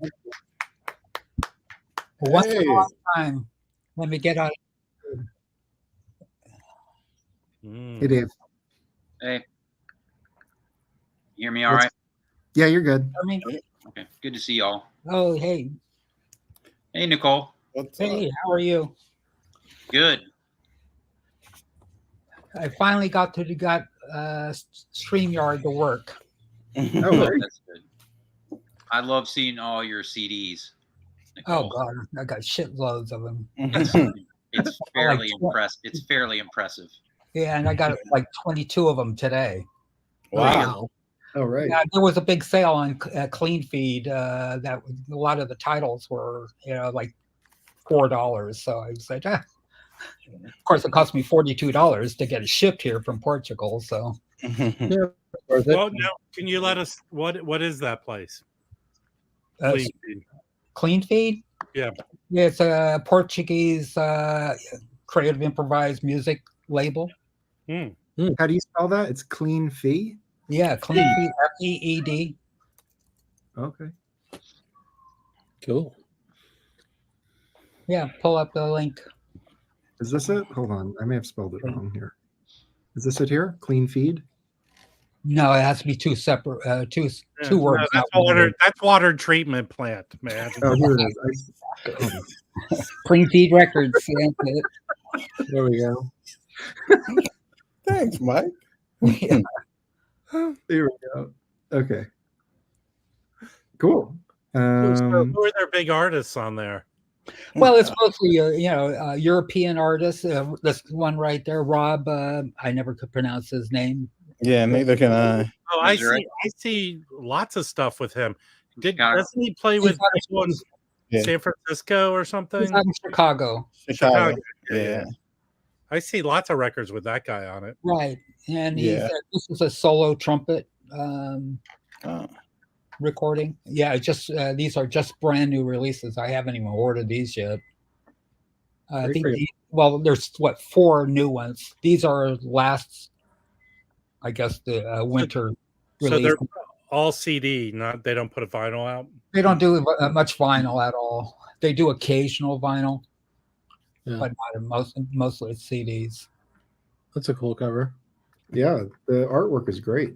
Yeah. Fantastic. Very cool. Well, I'll drop a link if anybody wants to Yeah, sure. Please do. That's take a look at it. excellent. Thanks, Nicole. Yeah. There you go. CD Remember player. to use the hyphen so you don't I go get to a lot of stuff from the European labels, the No Business Records. Oh yeah, the Chikai is on the No Business. Right. And then there's another one called FSR, which I never could pronounce it. It's also another one out of Poland. They do a lot of very interesting stuff. A lot of Evan Parker Oh really? recordings. Yeah. Okay. So I have an announcement. Oh, okay. That's Are you pregnant? Mike did earlier on the Discord. you're pregnant. So my friends here in town, pretty much the free jazz community here in Charlotte. So it's Seth Nana and Brent Bagwell from the band Ghost Trees. This is their last album, Universal Topics. They're releasing their new record on, I think, the 12th. But the pre-order went up today on Bandcamp. So and what's nice is they're going to do a very interesting tour around the release. So they're touring record stores in North Carolina and playing a live performance at each record store. Oh, cool. Yeah. I'm sorry, what was their name again? Ghost Trees. It's a duo, saxophone and drums. Ghost Trees. Okay. And I'll be filming the performance coming up.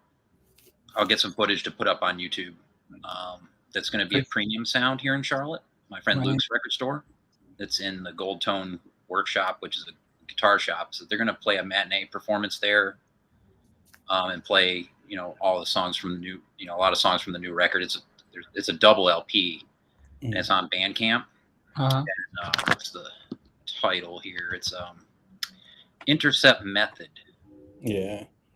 Yeah, and as you see, Dom mentioning Hot Stuff, and I'll be getting some copies of this record. So, like folks that are on radio, like Dom, I'll be sending them some copies so they can get them out there on the airwaves.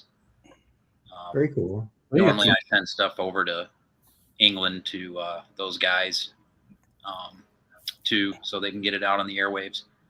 Yeah, I pre-ordered mine today, and this is another copy. This was coming. I'm putting this in Rob's with the stuff I'm sending to Rob, because I had ordered this. I had ordered a copy of this, and then I ordered, some of their earlier stuff from them directly through Bandcamp, and they sent. Basically, I ordered just, I think, 2 things, and they sent me like everything in their catalog. Yeah, that's because Seth is a very giving person. Yeah, so he's probably going to give me 30 copies. I swear to God. So I have an unopened copy that I'm going to send to Rob. Thank you. Yeah, it's fantastic duo. It can get free, but there's some beautiful stuff. They recorded at Rudy Van Gelder's. Yeah. With Miss Sickler. It's top-notch sound quality. I mean, you can preview it on Bandcamp, but they pretty much are holding down the jazz scene here in this city. Very cool. Yeah. Definitely check that out. Hey, Dave, you saw I picked up this record. Oh, yeah, man. That's one of the best finds you're going to have, man. I'll tell you something. I'm so impressed with the drumming on this. Oh yeah, that's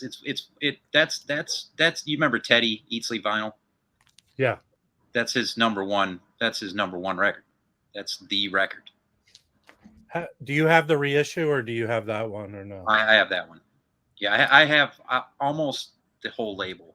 I'm still. Well, there's 3 records on the label, right? No, there's a bunch more on the label. There are? Yeah. I'm still missing one of the blues ones. Because it was a record started by Rashid Ali, right? Yeah, there's some CDs too. It's a small imprint, but there's actually a little bit more than meets the eye with it. Well, I got a couple of vinyls today, a couple records. Of course, the one from the OJC. Yeah, I got. Where is my camera?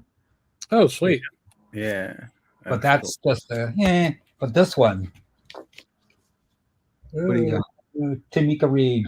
Oh, wow. Is that out already? Yep, I got it in the mail today. No, I thought that was I got it. Yeah, get my camera out here. I'm sitting way close. Yeah, she's one of my favorites. There was also, I pre-ordered something on Stranded. Richard Fiddlebaum. I don't know if you know that name. He used to played with Braxton, I don't know, back in the 70s. Mm-hmm. Did Moog synthesizer type stuff.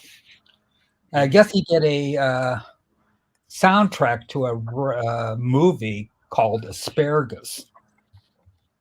So look up Stranded's website, and they're reissuing it. They email me all the time, Stranded. My God, they email me every day. Yeah, I don't know what I bought from them.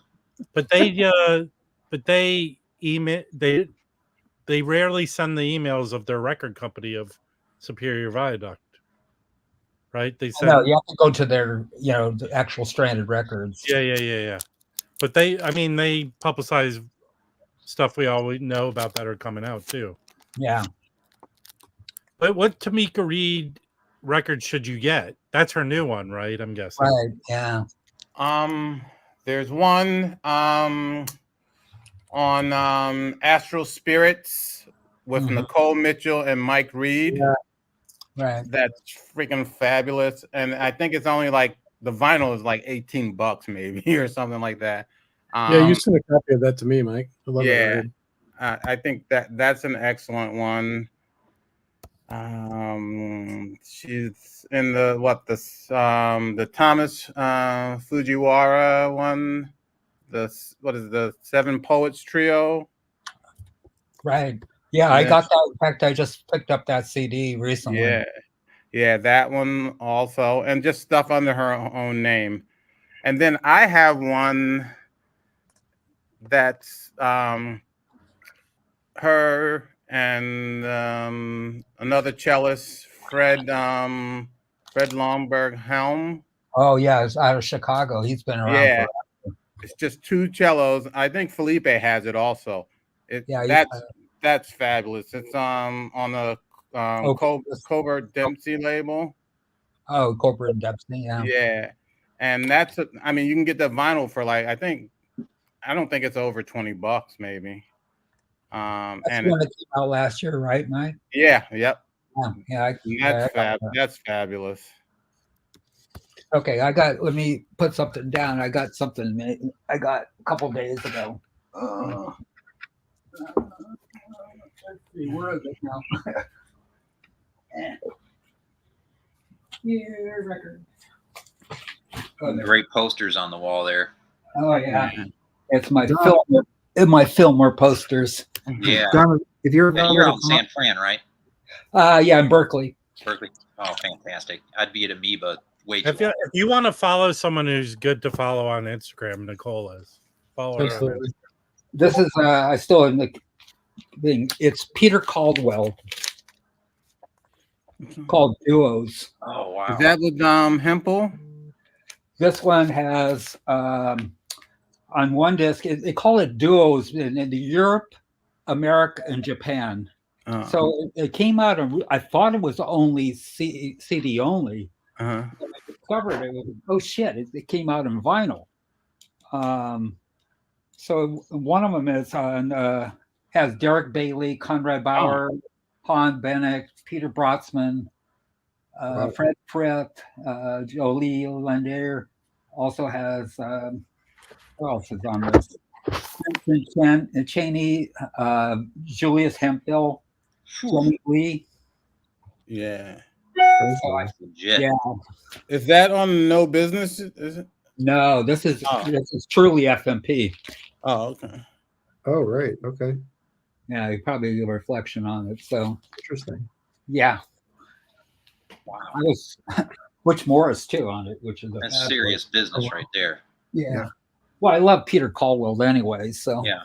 What's the playing style? Because you got like Hemphill, but then you have Brotzman. It's very free. Oh yeah, that's intense. Yeah, that's very free. Peter Caldwell is probably my favorite European bass player. You know. Yeah, he was on a lot of records. Yeah, exactly. A lot of records. So, I found a few. If y'all want to see them, sure. Yes. This is an original. Tap Scott, yes. Tap Scott. This came from L.A. You could find Lance. He did 8 solo piano performances. I have them all. Yeah, I used to have them all in my old collection. It's funny. Yeah. I got them from it's a shop in California, Going Underground. Mm-hmm. The shop that Vinyl Richie goes to all the time. Oh yeah. They had dead stock of all the titles. They were just how long ago was this? 4 years or so, maybe longer ago. Yeah. But I got them all in one. They had them all, and I just ordered them all, and they didn't want a whole lot for them. That's amazing because I've seen them like going like $35, $40 for them. Yeah, I got them all for dirt cheap. Yeah, I don't think I paid. I think I probably paid $20 a piece, or something like that. Maybe I don't think it was anything more than that. My daughter loved them because they had all those different colors on it. You know? Yeah. Yeah, and you know the series continues on to CD. I know. Right. Yeah. Right. It's all great solo piano. I got the Sun Ra. This one Oh, that's a great record too. Hours After on Black Saint. Black Saint, yeah. Wow, cool. 89, much later in his career, but it still has all the guys, you know. Who's in the band? So you got Patrick, Marshall Allen, you know, Danny Ray Thompson, John Gilmore. I mean, it's the crew.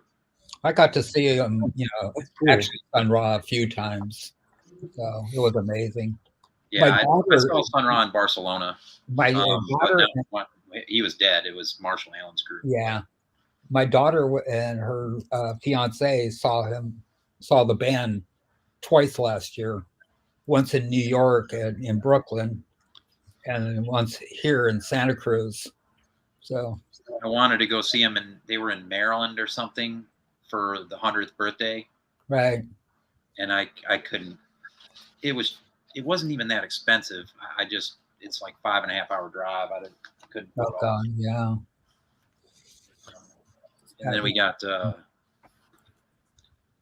Brother Ah, Move Ever Onward. Beautiful LP.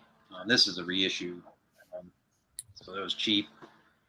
I broke down Mike and got it.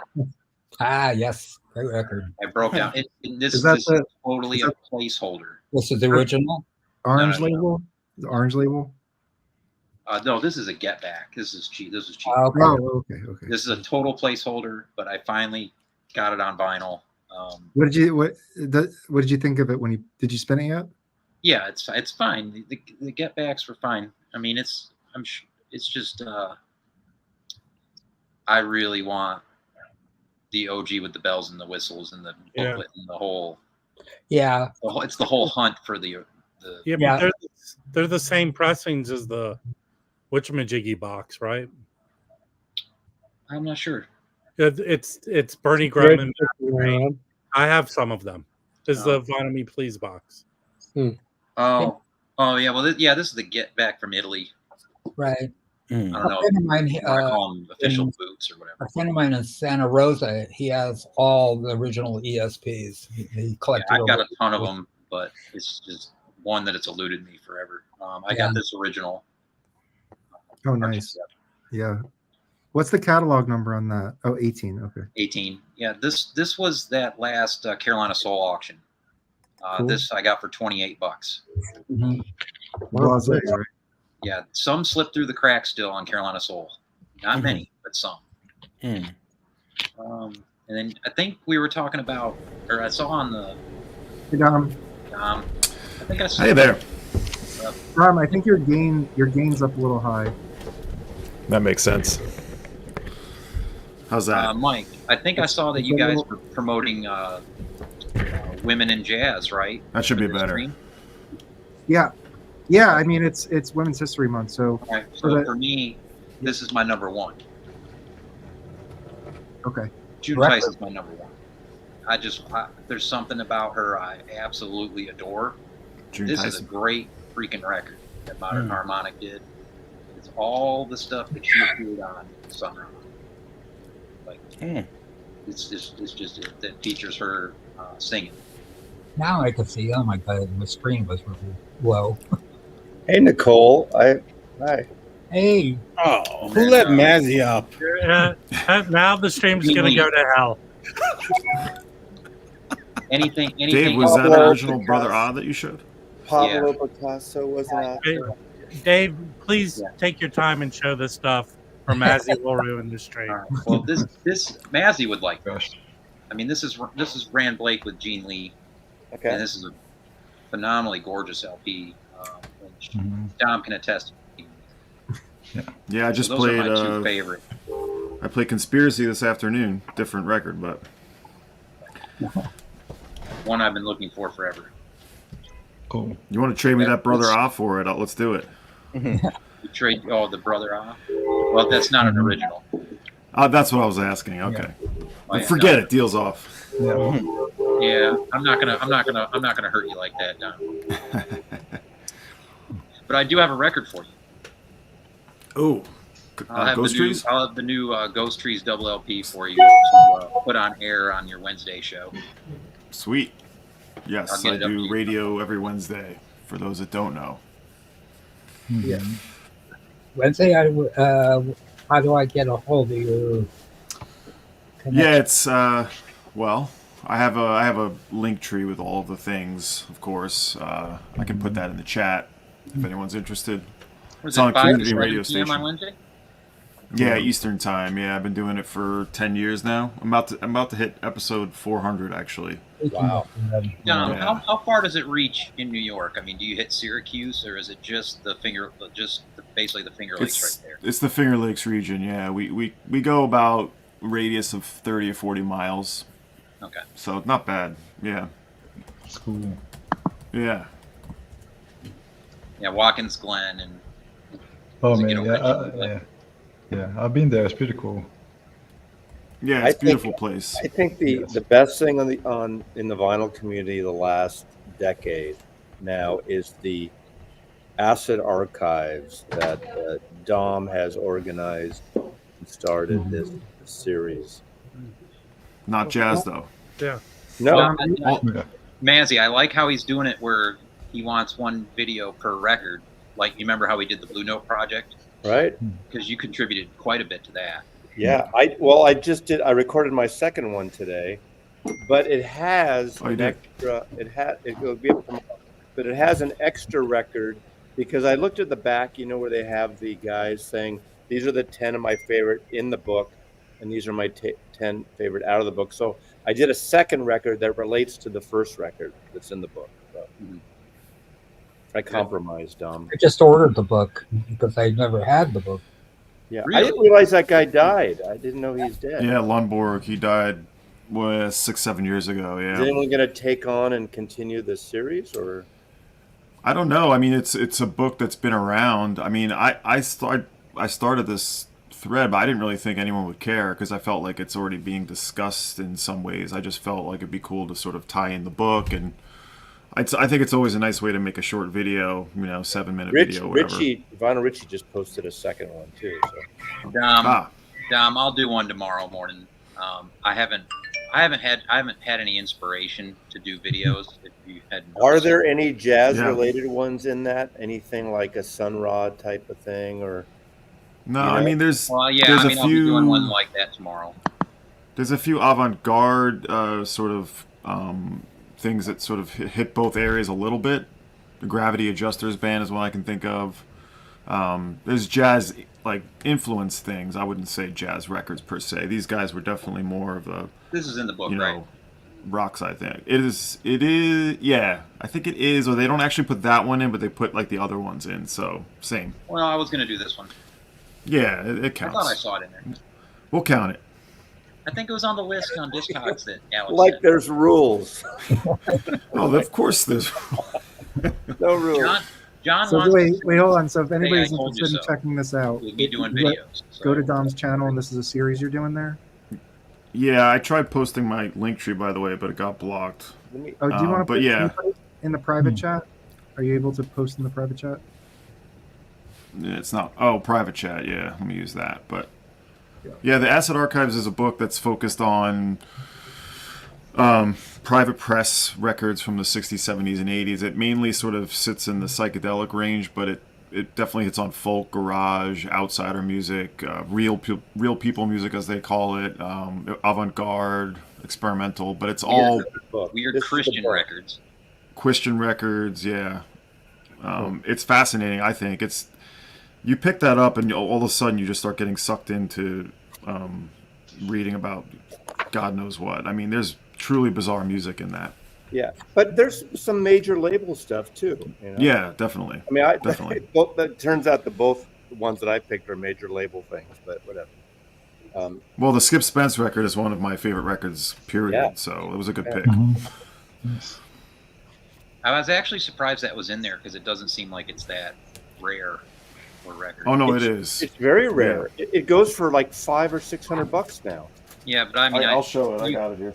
I mean, what I mean by rare is you can go and pick up a copy at a record store anytime. You can get a Sunday's reissue. Yeah. Right, I'm talking about, when I talk rare records, I'm talking about like no one sees a copy for 10 years.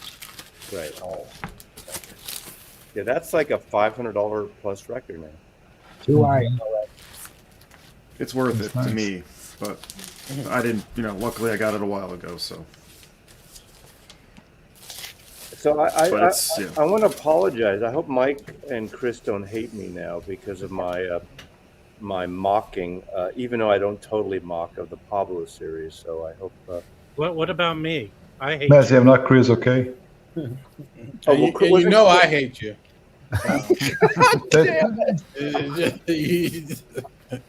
Thanks for acknowledging. I'm thinking of starting a new series of videos about hating Maz. Felipe. Whatever. I said my piece. I just found it funny. Sorry, no. Felipe, you need to send me that Tharp LP. Oh yeah. I need that. Help me not stand in line at 5 a.m., buddy. Oh, the Rosetta Tharp? Yeah, I love that. You think that one's going to be hard to get? Yeah, let's chat about that privately later. Okay. No, I can get you on that too, Dave. It's not. I'm joking with him. My local actually fills out a list just for me. Mm-hmm. I come in and I look at the list. I pick what I want, and they make sure it's on their order, and then I go. That's cool. They have. No, yeah. No one gets this. No one wants the stuff I stand in line for anyway. Mm-hmm. You're talking about Record Store Day? Yeah, RSD stuff. I always want the weirdest stuff. Mm-hmm. Oh, right. Easy to get. I haven't listened to this one yet. This just showed up yesterday. Oh, really? That's got reissue? Yeah.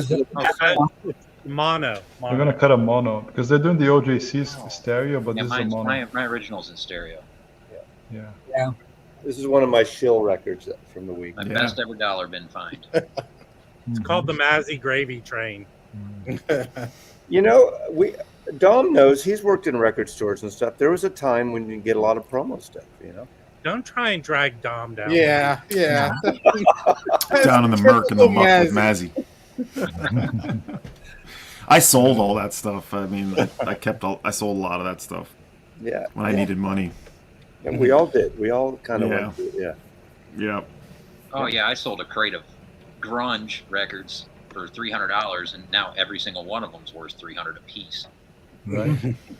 I haven't listened to it yet. Originals, all of it. Yeah. Gone. Yeah.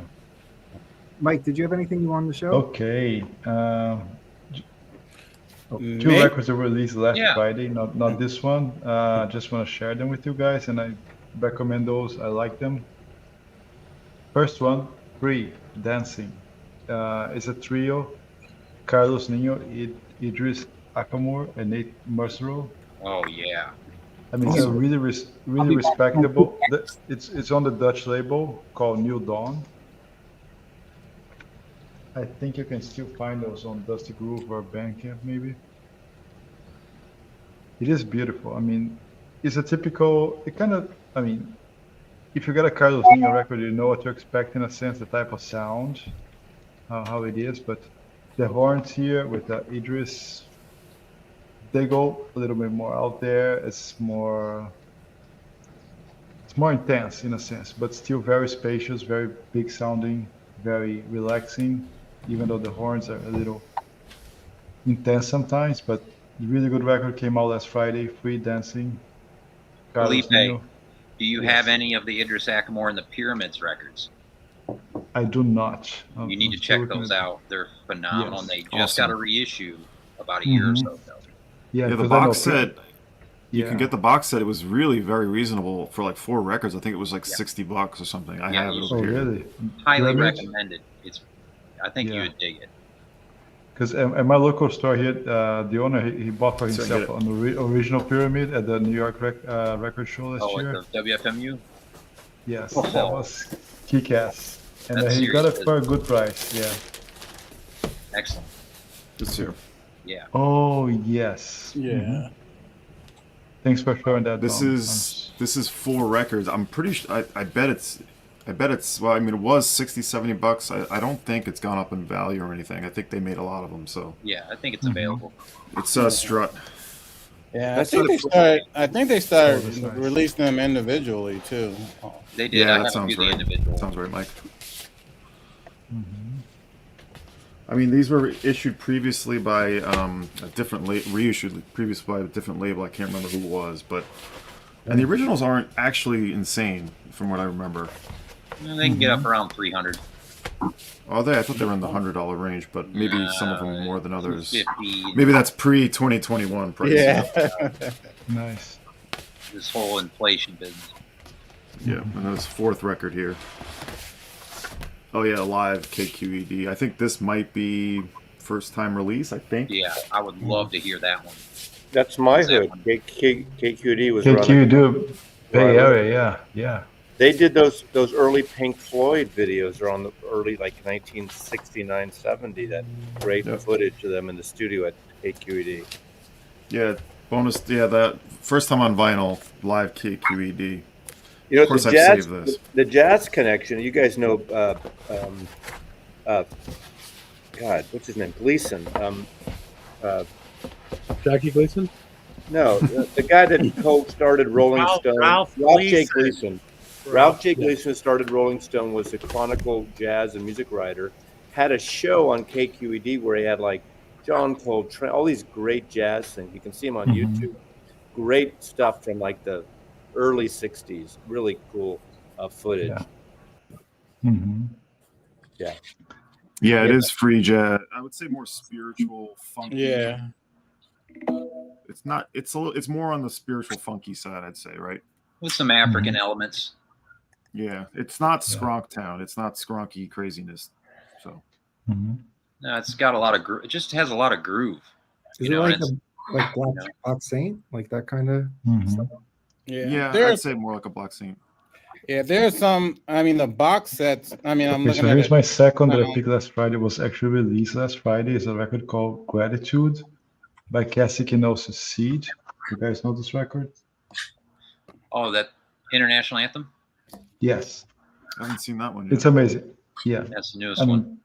Yeah, Cassie Kenosis. I mean, she's a British composer, arranger, musician, songwriter. She plays the sax, but she also writes a lot. She works for orchestra, chamber, films, visual arts, for dance, theater, vocal. She's really prolific, very young, a very talented writer.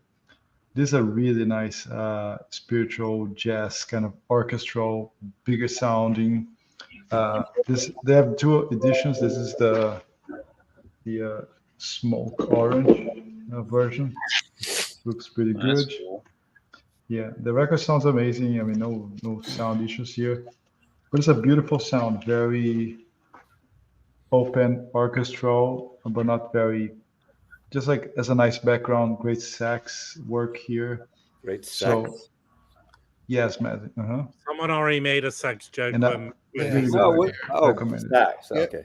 Late as usual. Felipe, I think Mark and John in London just showed that record too and gave it good praise. Yes, and Sid Schwartz on Jazz and Coffee. I forgot the name of his page. He also made a very good text about it. Yeah, you had another one on that label too. You picked up, right? International Anthem. Yeah. Yes, I got some more Carlos Nino stuff there downstairs. Yeah, I don't have them with me here. Okay.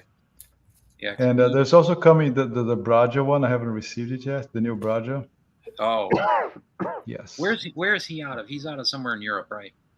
He's in Europe, yes. And the new Brajas come from RR Jam, so out of Estonia. I think it's like Finnish, something like this. Yeah. Yeah, his records you can get at Dusty Groove. I always see they carry them. Yeah. Yeah, I've never been able to pick them up because every time I get around to go get them, they're sold out. Yeah, but you can order directly, and actually, it's not crazy expensive to ship here from Estonia. So I think if you want to get like some really cool RR Jam stuff, make a big package so you save on shipping. I guess a Muriel Grossman in there. Yeah, there's some Mary Grossman. There's some other bands that I was checking. I had it on my cart. Braja, especially. I think his new record is really cool. Really enjoying it. What's the orchestra record that they put out? That Pulse something or other? Organic Pulse Ensemble.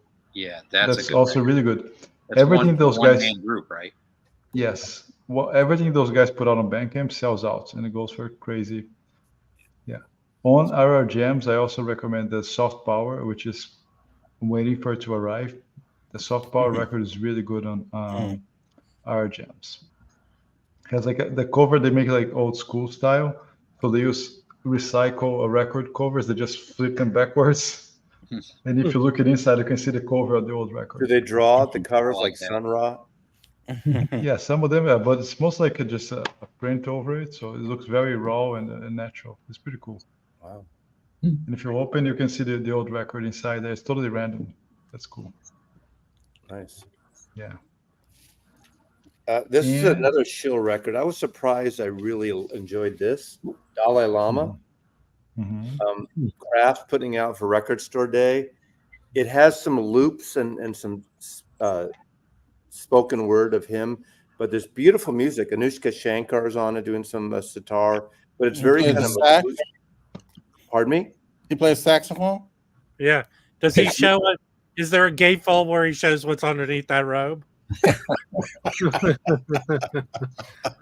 pretty funny.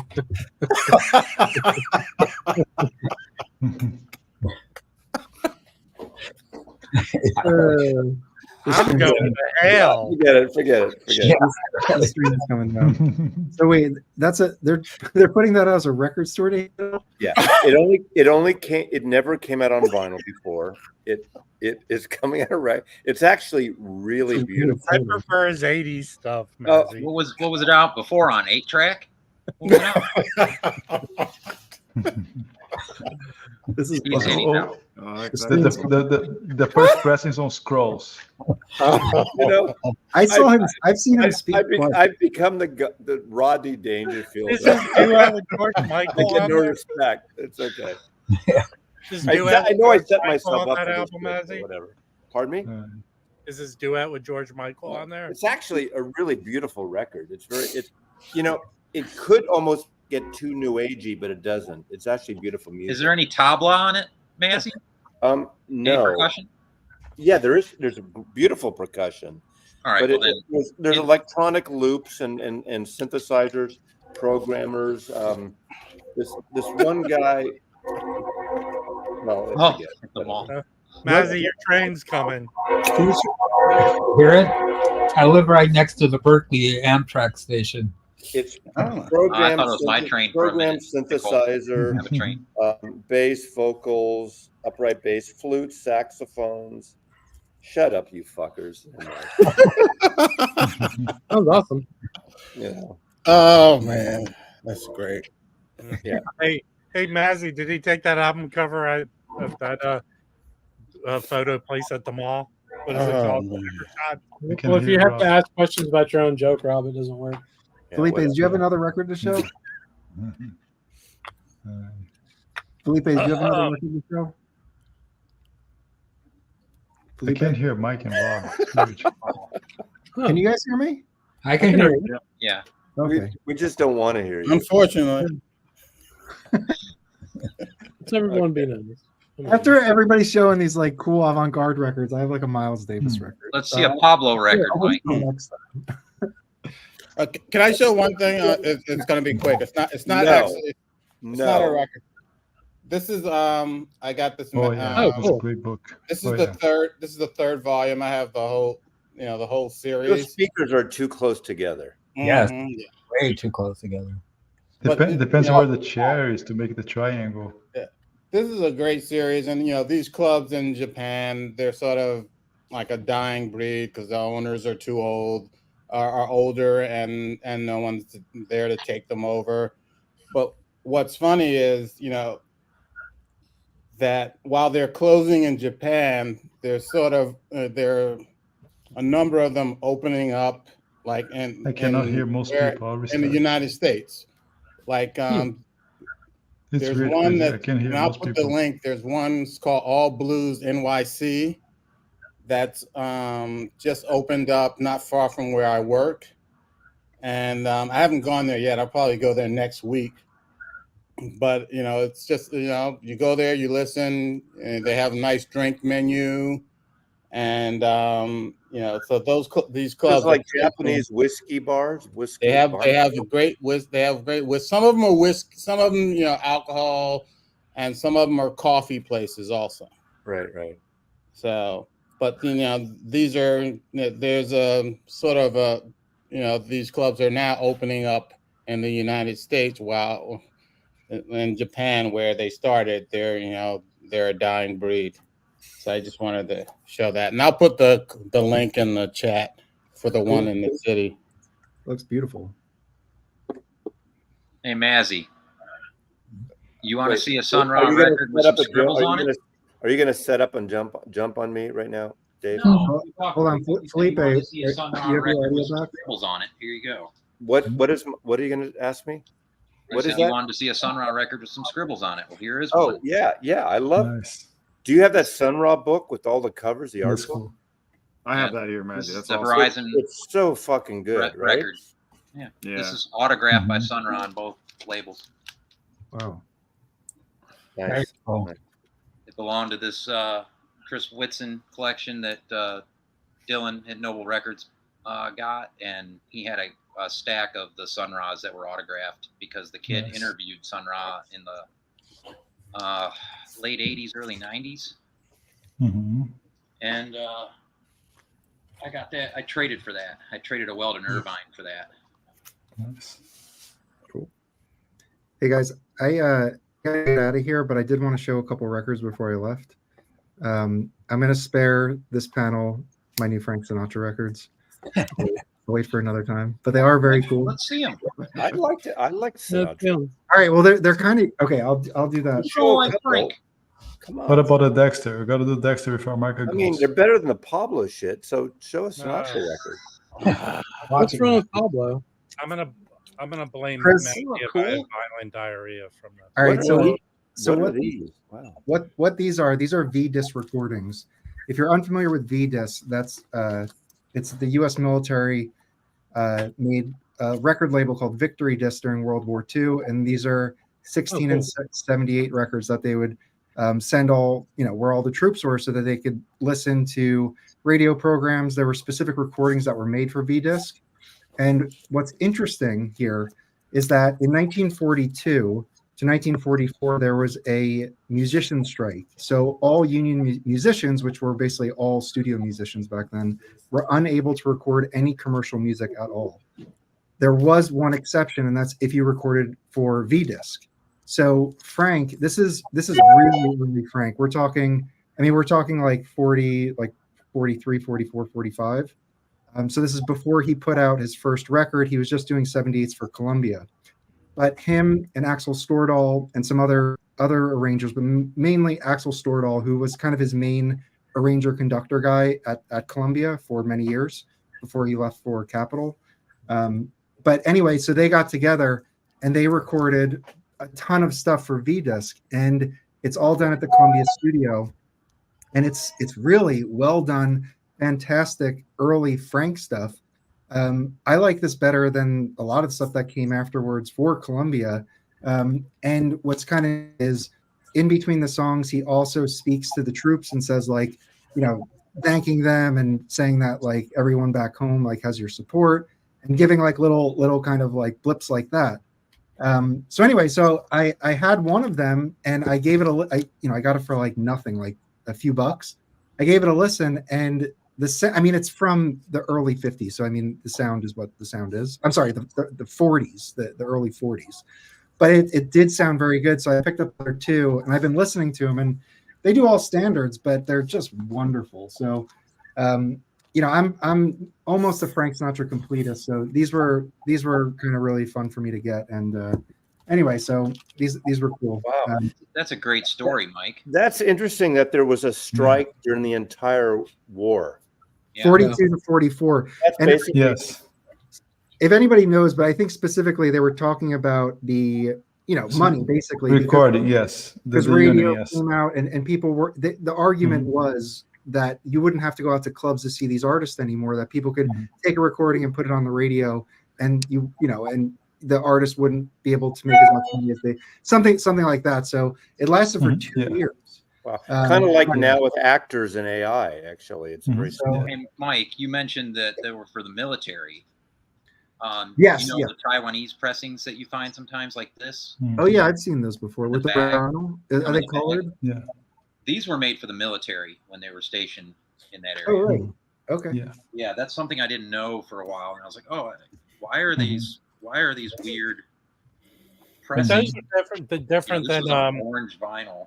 I found some classical records that are a lot of those are colored. PX that they used to get at their PX. Yeah. PX but it's in this weird sleeve that's like a bag almost. Yeah. But this, these are cool records. I mean, they sound okay. They're not Were they pressed locally or they pressed in the U.S. and sent out? These were, I think, actually pressed in Taiwan. What about yours, Mike? These are like bootlegs. So I think the source is because these I don't think were recorded to tape. I think they were cut to lacquer. So do you know? I think not these specific things, but later CD reissues. What's his name? He helped with Impex put out the Charles Granada, Chuck Granada. He's like a kind of a Sinatra recording expert, and he handles the Sinatra catalog for Sony. And he's involved with a lot of stuff, but he went back and sourced, like he tried to find like the cleanest copies of the actual V-disc, some of the masters that were used, but they're not tape. But even though, I mean, look, they're not like great sounding, but they're enjoyable. They're good. They're not like noisy or anything like that. They sound really good. But it is the time period, so you just have to keep that in mind. But that's what it's about. It's like Charlie Parker's, Parker records, So these are cool. Those are really cool finds. And then I did want to show. I have a bunch of stuff, but I'm just going to show one more thing, and it's like another series here. So last week I showed this record, Thad Jones record. So I'm sure everyone here is familiar with the Debut Records label. It was Mingus's label, and I think Max Roach was also involved as like a part owner of it.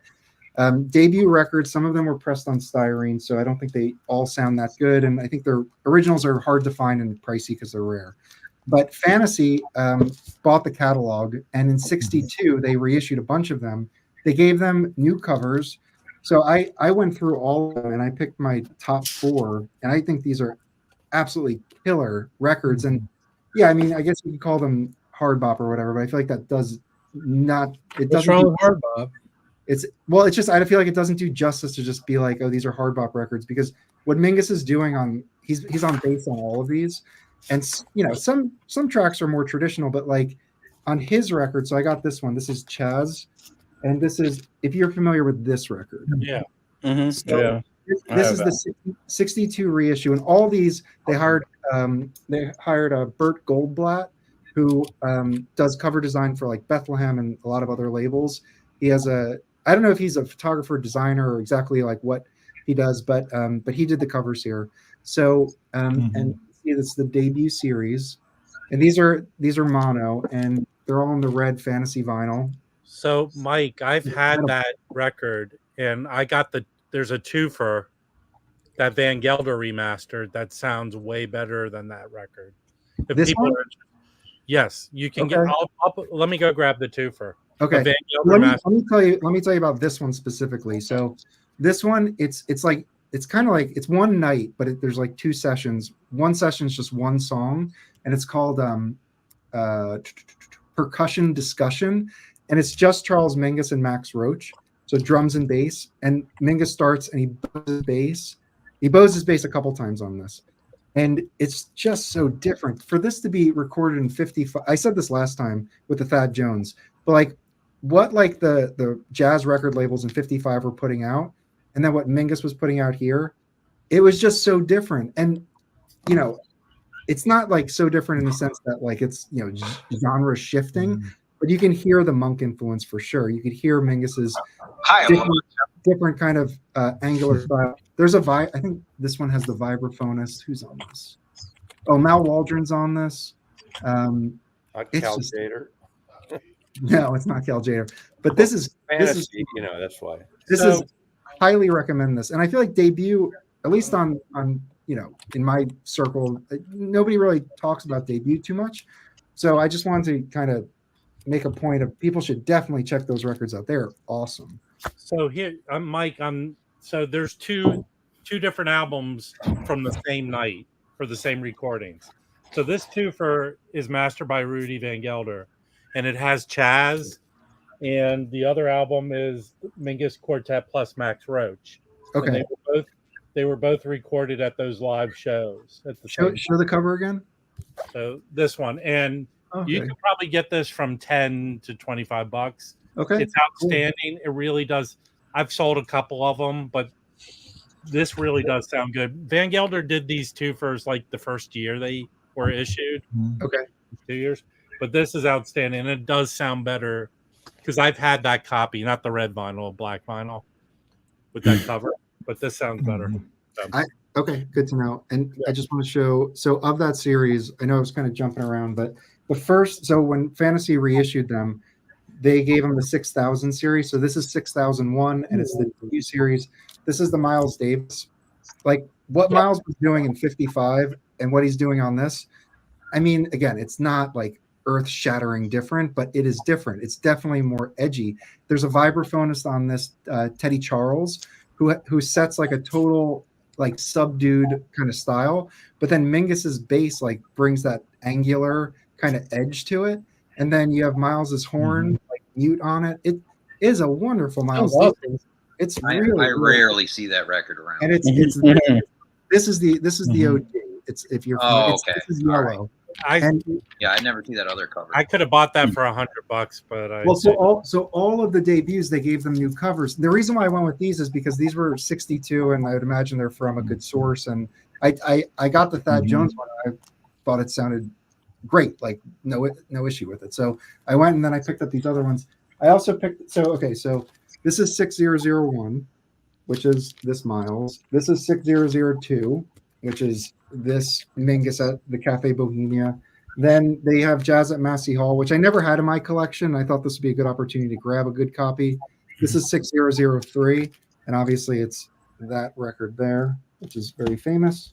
And then I got the Thad Jones, which is this record, which is actually 2 10-inches on Debut from like the early 50s. But their Debut is, I don't like every single thing on there, but it's really a great level. I think these 4 especially are ones to get in your collection. It was interesting that Fantasy did a lot of red vinyl records back then. Right.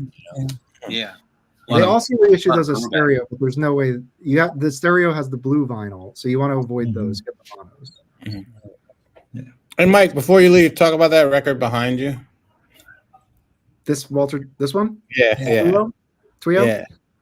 So I got this a while ago, and I'm kind of revisiting all my more like modern stuff. Felipe's influence on me is to go for early OG Blue Notes and then all new stuff. So I'm gonna show after you a really nice Walters Beat the Third record as well.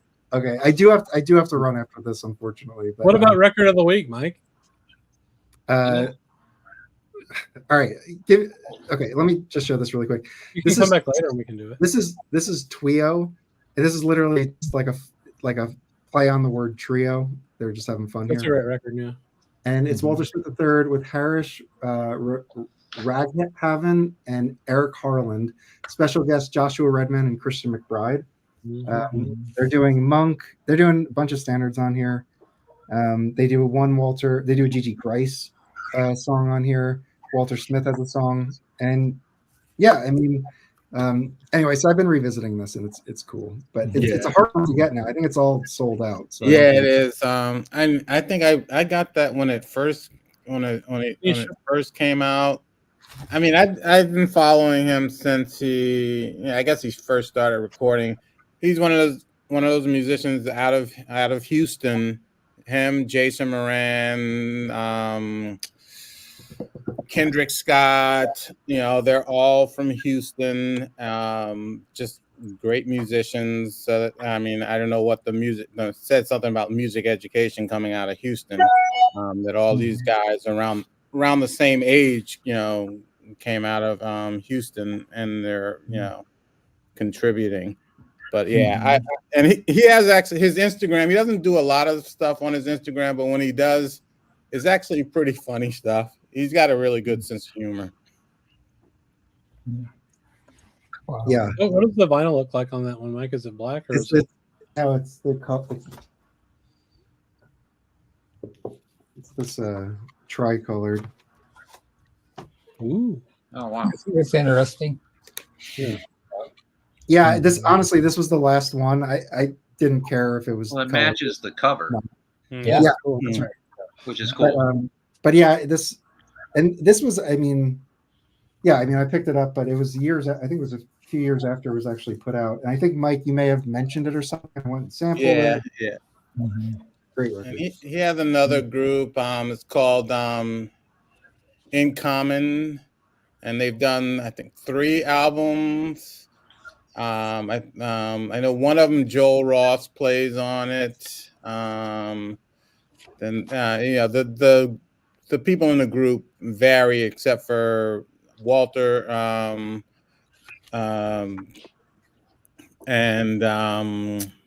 the guitar player Matt Stevens. They're the constant in the group. Everybody else goes in and out. But they have 3 albums. I think it's on the British label Editions. That's really good. The camera loves you, Nicole. Yeah. All right. Since I really limited on time here, do we want to do record of the week? I can kind of, if that's where we want to. Okay, cool. So, but not Dalai Lama. So what we did last time was we don't mock it. Don't mock it. Last time we did it live, one take. I'll do an intro. We'll talk about it. I'll end it as well, and then we're gonna take a snippet of this and make it a separate record of the week little video. So are we all doing one? We're all Rob's got like 3 copies. No, so the record of the week is Dexter Gordon, One Flight Up. Do you have that, Mazzy? Here, Mazzy, take this one. Yeah. All right, quick before Mazzy comes back. Rob, what all so I talked to Felipe about it. It's kind of interesting. I have a New York stereo pressing that is listed on Discogs as a Plastilite pressing, but it doesn't have a P in the dead wax. No P. Yeah. Well, things happen. Things like that. There's all these little. There's doctors for that. All right, so this is a Let's talk about it when we actually record the video. We're just waiting for Mazzy. I'll intro the record itself. It sounds great. I know it sounds great, but And for people in the Peanut Gallery, feel free to add your comments. We'll put them up on screen. I mean, Tanya's one of the best sides in the history of jazz. Unless you've been banned. Hold on. You can comment about it unless you've been we're banned. censoring. We have what is it called when you have like a blackout before you can go live with something? Whatever that is. The blackout before you go live. What is it called when somebody's phone? This is the BBC going live with some British royal news. If Maslow doesn't have this record, then all is lost. I feel like he doesn't have it. Okay. Hey, Nicole, did you order this? The Threadgill? Yes. Got it. All right. Do any of you have the Threadgill book? Okay. Yes. Felipe does. I need the Threadgill book. Yeah. Where the hell did Rob go? He's right there. Okay. Rob, music matters. Okay. All right, everybody. I'm going to do a quick intro. Focus. Everybody focus. Here we go. Focus. All right. Welcome back, fellow jazz bums. We are doing this week's record of the week. It's Dexter Gordon's One Flight Up. Before we get into it, remember to like and subscribe. We're going to link to the Jazz Bums Discord in the description below, and we live stream every Friday, so come hang out with us there. With that, I'm going to open it up. Felipe, do you have any kind of opening thoughts here to get us started? Yeah, I think a couple of things, Mike. First, to get a hint of Dexter, a taste of his life and career, get this book here, Sophisticated Giant, right? He was a pretty tall guy. Yeah. That's the nickname came from. I think he was like 6'8" or something like that. 7, yeah. So by Maxine, his last wife. Pretty good, not so hard to read. Has a lot of cool information here. So Dexter, he was born in 23, right? Very old guy compared to the others. He started playing local bands, big bands during the 30s.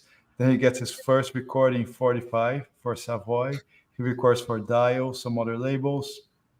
And then in the 50s, there's some sparse recordings here and there. He has problems with drugs in jail. Actually, the last few years of the 50s are kind of obscure in his life. He made sure he didn't want to talk too much about it. Early 60s, he goes to Europe. He goes to France. He goes to Denmark, decides to set there. He doesn't come back. So playing in Denmark, he comes often to the US to record for Blue Note. He got his contract. One of his first recordings for Blue Note was this guy here. Unfortunately, no cover. Is a test. Is Dexter Gordon.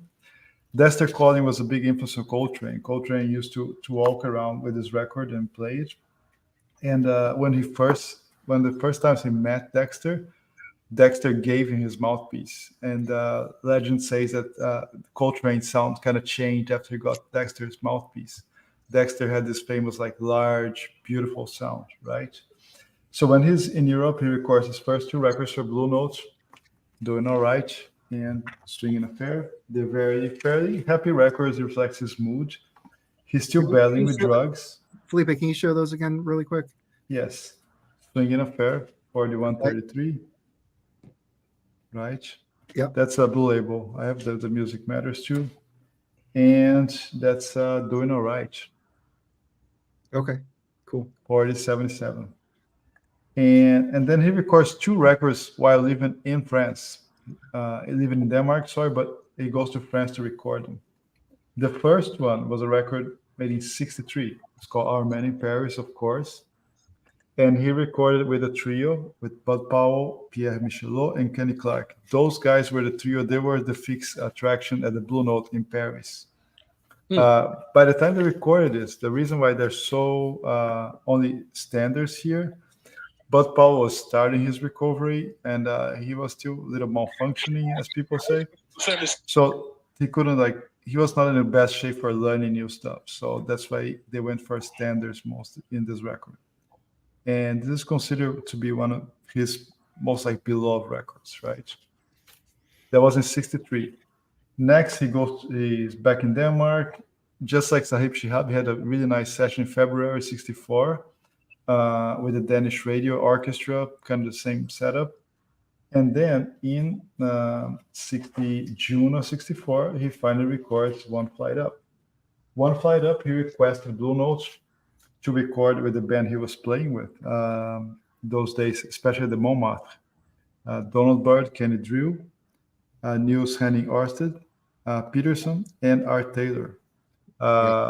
Very European lineup. To me, has a little hit of an European sound to this record. Sounds a little different from the rest. It's a very modal, has elements of post-bop, very open.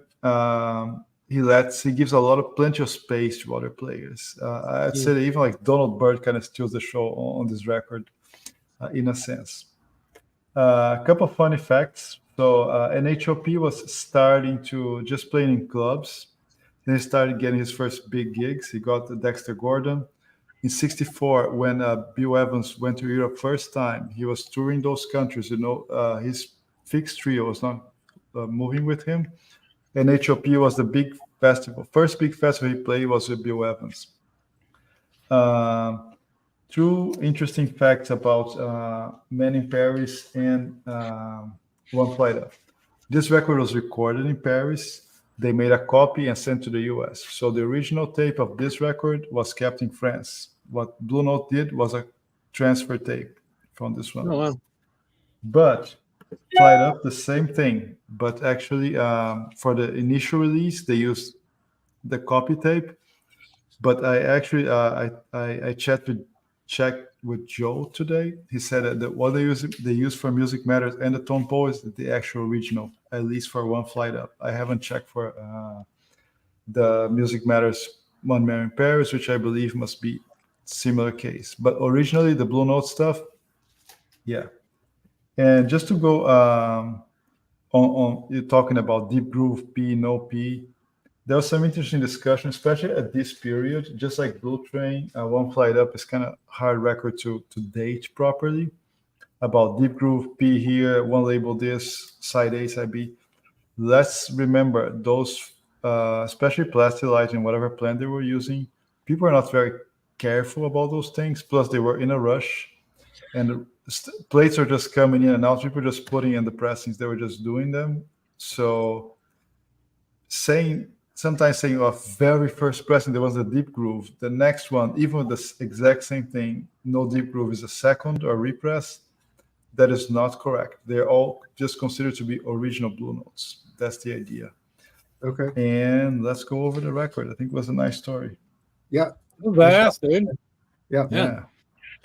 Can I tail into my contribution to this as well? Yes, absolutely. I just talked about? Sure. I have 3 copies here. Obviously, the Blue Note, Tone Poet, and I have the Liberty pressing stereo here. Liberty. And I have the one Felipe was kind of talking about. This is I guess a second press stereo is the way, though technically what I think I labeled it. I actually got this in a thrift store for $5, but Nice. the New York pressing, in the Discogs listing for this one, they say it's a Plastilite, but there's no P in it. So how's it sound?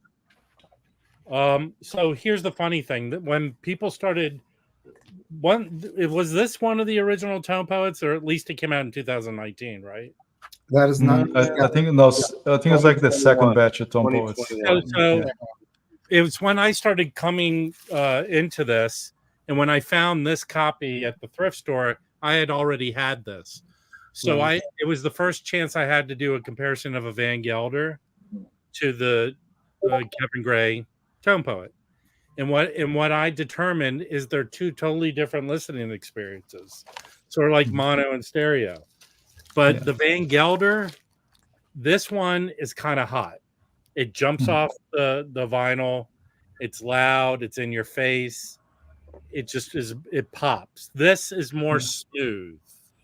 Yeah. And I never recorded a shootout video on this, but that was really my determination. But it's a nice hot sounding record. It's quintessential to me, Van Gelder. Especially this press. Yeah, it's the compression. It's the compression made everything pop. Exactly. How it is. So that's my contribution to this. Thank you. I saw Dexter Gordon twice around mid-1970s at the Keystone Corner. And I don't know when he started this, but the thing that I remember the most, aside from his obviously amazing playing and how tall he was, but at the end of a piece of music, when the audience was really excited about what he would basically open his hands like this, hold his sax across his span as if he was offering it to the audience. And it was one of the most amazing, just a visualization, this tall musician with his saxophone there saying, and it was wonderful. The opening track is 18 minutes. It's Tanya, which is a Donald Byrd track that predates Patty Hearst's kidnapping when she was Tanya by at least 8 years. So no connection whatsoever. Are we going to have to re-record this whole video? No, that was great. Okay. That's my contribution. What do you got, Dave? I have a 70s Black Bee pressing. It's a mint copy. This sounds incredible. And yeah, the Tanya is one of the best sides on any jazz record you're ever going to hear. I mean, it's just it's an incredible grooving, like Mike said, has some modal elements. I love Dexter Gordon. I have a lot of his records, but this is a top 3 Dexter Gordon record for me. Actually, one of the top blue notes outside of the avant bop stuff for me. I mean, this is fantastic. I'd love to find a copy like Rob's got with the P or not having a P, which, an early copy, because they do jump off the stereo. That's what's nice about having an old blue note. It's gonna hit. I mean, he didn't record it. He mastered it, right? Yeah, he cut Right. Right. Yeah. Mm-hmm. You just got the tape. Yeah. And Tanya, I think, is a great example, right? It's so catchy. The groove is so hypnotic in a sense. Such a great and the song, the song go back, and they play that theme like, forward, backwards parts of the song. They keep changing, but you always get a very coherent type of structure there. And the way that the horns develop, all the solos, I mean, everything is still in line. Even if you don't like jazz or whatever, it's a song that catches, I think, everyone's attention. And I think that's a common thread in the Dexter's catalog, to my thing. I think he's the most likable sax player, probably. Yeah. And, I mean, one thing that's interesting about Tanya is just that vamp that just goes through the whole song, that beat. It kind of reminds me of Blue Train, like the beginning of Blue Train a little bit, right? Mm-hmm. Yeah. It's just that's kind of infectious. And then, I mean, Donald Byrd on that song is just sounds amazing. He's just such a great horn player. Mm-hmm. So yeah, it is maybe my favorite side of a jazz record, honestly. I mean, when I got it, I just was blown away. Mm-hmm. Yeah. And one interesting aspect technically on an HOP is the way he played the bass with his right hand, because he was able to pull 4 strings at the same time.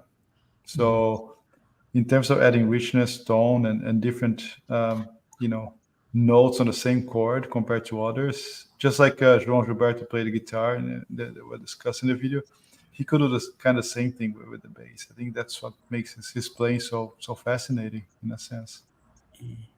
Yeah. For me, the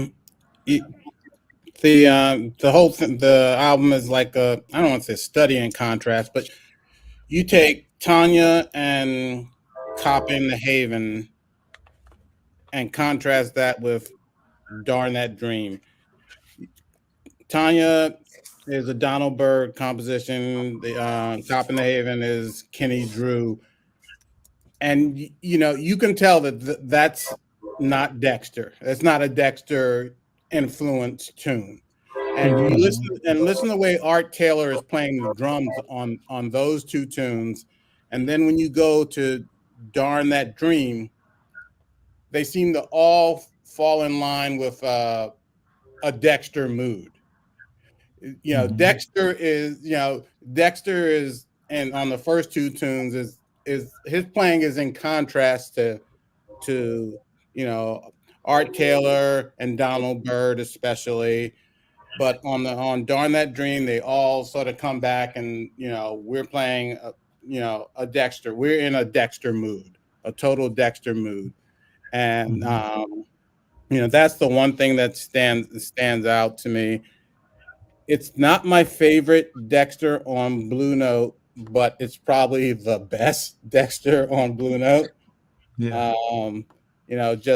My preference, my favorite is I can't remember the one with Bobby Hutcherson, Barry Harris. That's Getting Around. Yeah, that's my favorite, but this is probably the best. Getting Around might be a record of the week here in the next few months. Yes, and just as a curiosity, the record after that, Go, it got accepted in the Library of Congress in the 2018. Oh wow! Go, which is also a tone poet, right? No, it's a classic series and a Music Matters. Is that a Music Matters you have there, Mazzy? No, this is a tone poet. Tone poet. This wasn't a Music Matters. So the tone poet's a gatefold. Yeah. Yeah, the gatefolds. Yeah. I have Go as a Music Matters. It's terrific. Yeah. I like Mike, that have you photo on listened to the inside of that tone poet. That's beautiful. That is so great, right? That one, with Dexter at the cafe. That's so cool. My favorite. Yeah. I almost want to get that. That's from 1964. That photograph, the year before. Fantastic picture. Yeah. I keep thinking. And if you look at the cuff on his suit jacket. Oh yeah. I wonder if you could. It would have been 20 years too early, but if you could see Chet Baker up sitting on the ledge up there, and you coming about to jump, pushing him out the window. I think he fell. He didn't jump. It was an accident. Mike, do you have this record yet? I do not have the record, but I did a stream to prepare for this, and I agree basically with what everybody's saying about Tanya. It's beautiful. I don't want to say it's slow tempo. It's not like a ballad, but it is a beautiful song. And after listening through it, when you flip to side 2, you have that Kenny Drew track, "Cop in the Haven," which I feel like, I guess, Mike, this is what you're saying. Like, there's very large contrast in the tempo, the kind of the style of it, and I mean, I thought that was a great track.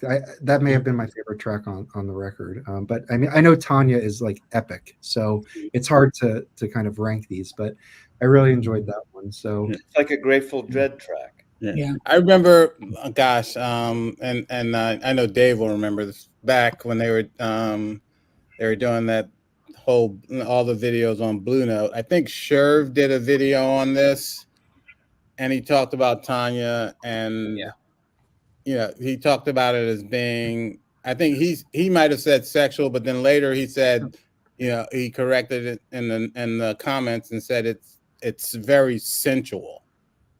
Okay. And I can see that. Yeah, I think that's perfect. That says it. That's a good description of it. Mike, you contributed to that series too, I believe.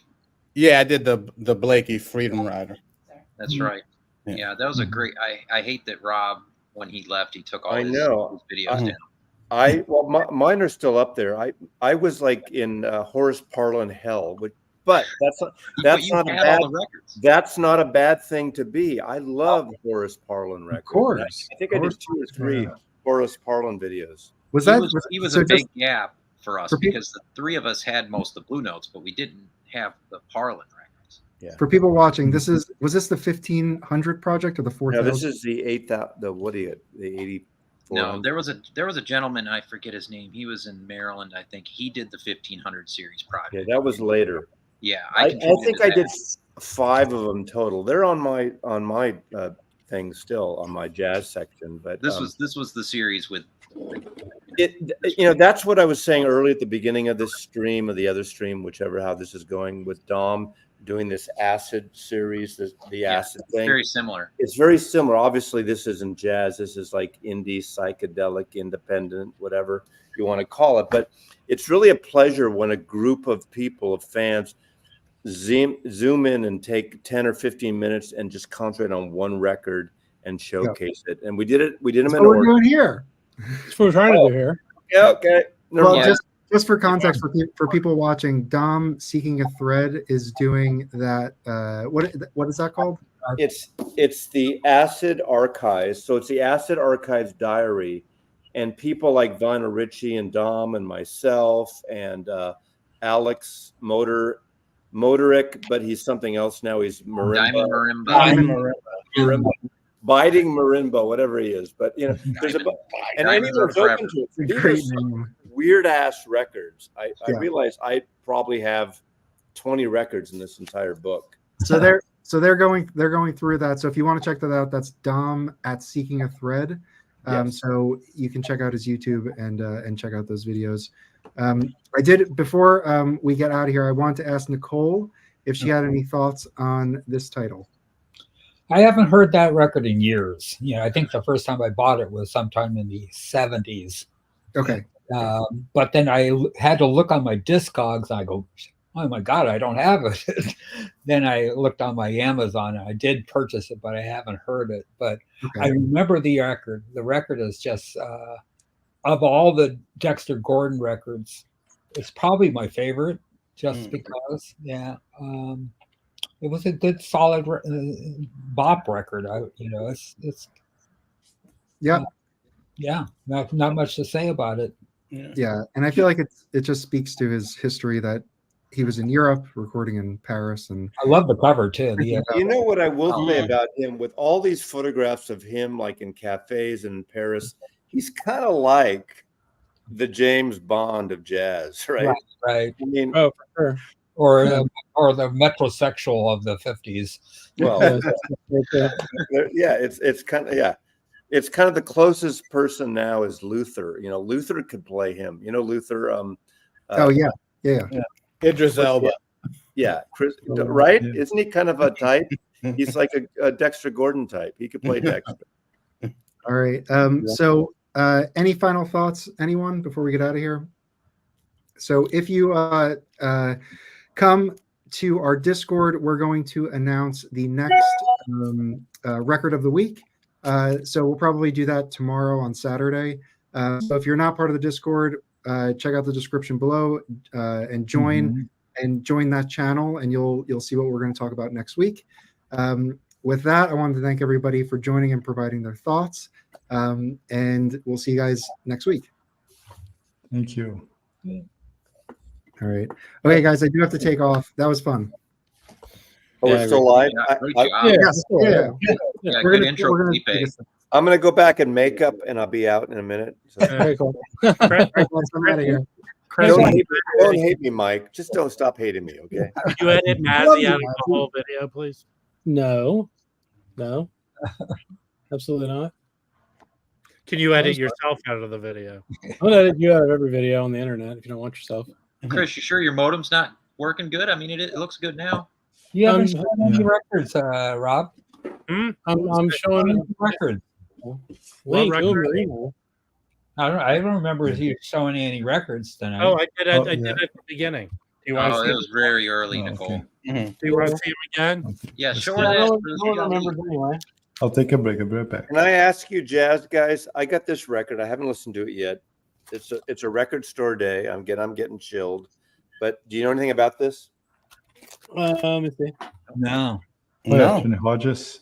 No. No, we didn't get. You know, I looked it up when they announced it. I think that someone just had the rights to that record, put it out. So I haven't listened to it yet. I've gotten like a pile. You know, it's not easy getting free records. Hey, send me the TARP. Yeah, no, Nicole, you know what I'm talking about. You get records, they're in the pile. They might be there. I mean, I'm pretty good about going through my stuff within a month or two. Yeah. But you can do it on your timeline. When you get stuff free, you feel this obligation to at least check it out. And I will. Oh, yeah, absolutely. You know, yeah. But so this is what label? This is Outside in Music. There's a whole press release here. You know. Who's playing with him on that, man? Let's see. Let's look. Owen Broder on sax, Riley Mulcair on trumpet. I don't know who that is. Carmen Staff on piano, Barry Stephenson on bass, Brian Carter on drums. I have no idea who these people are. I've never heard of them.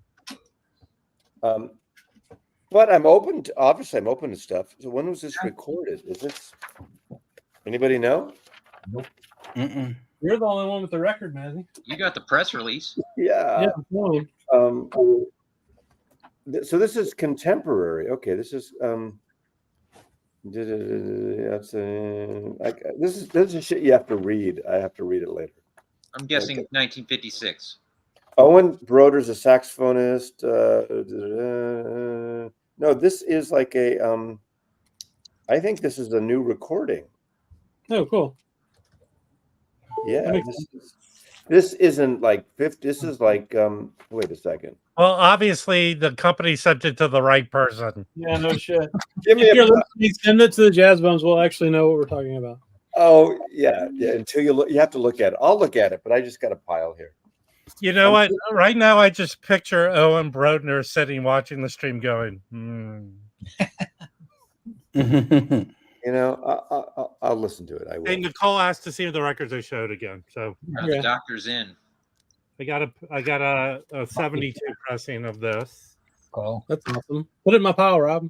That's such a weird stance. That woman, the stand. By the way, this weekend, I have all your records in a box, Chris. I'm sending them. Okay.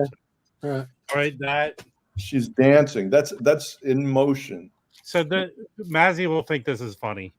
So I found a copy of this. These two records are hard to find.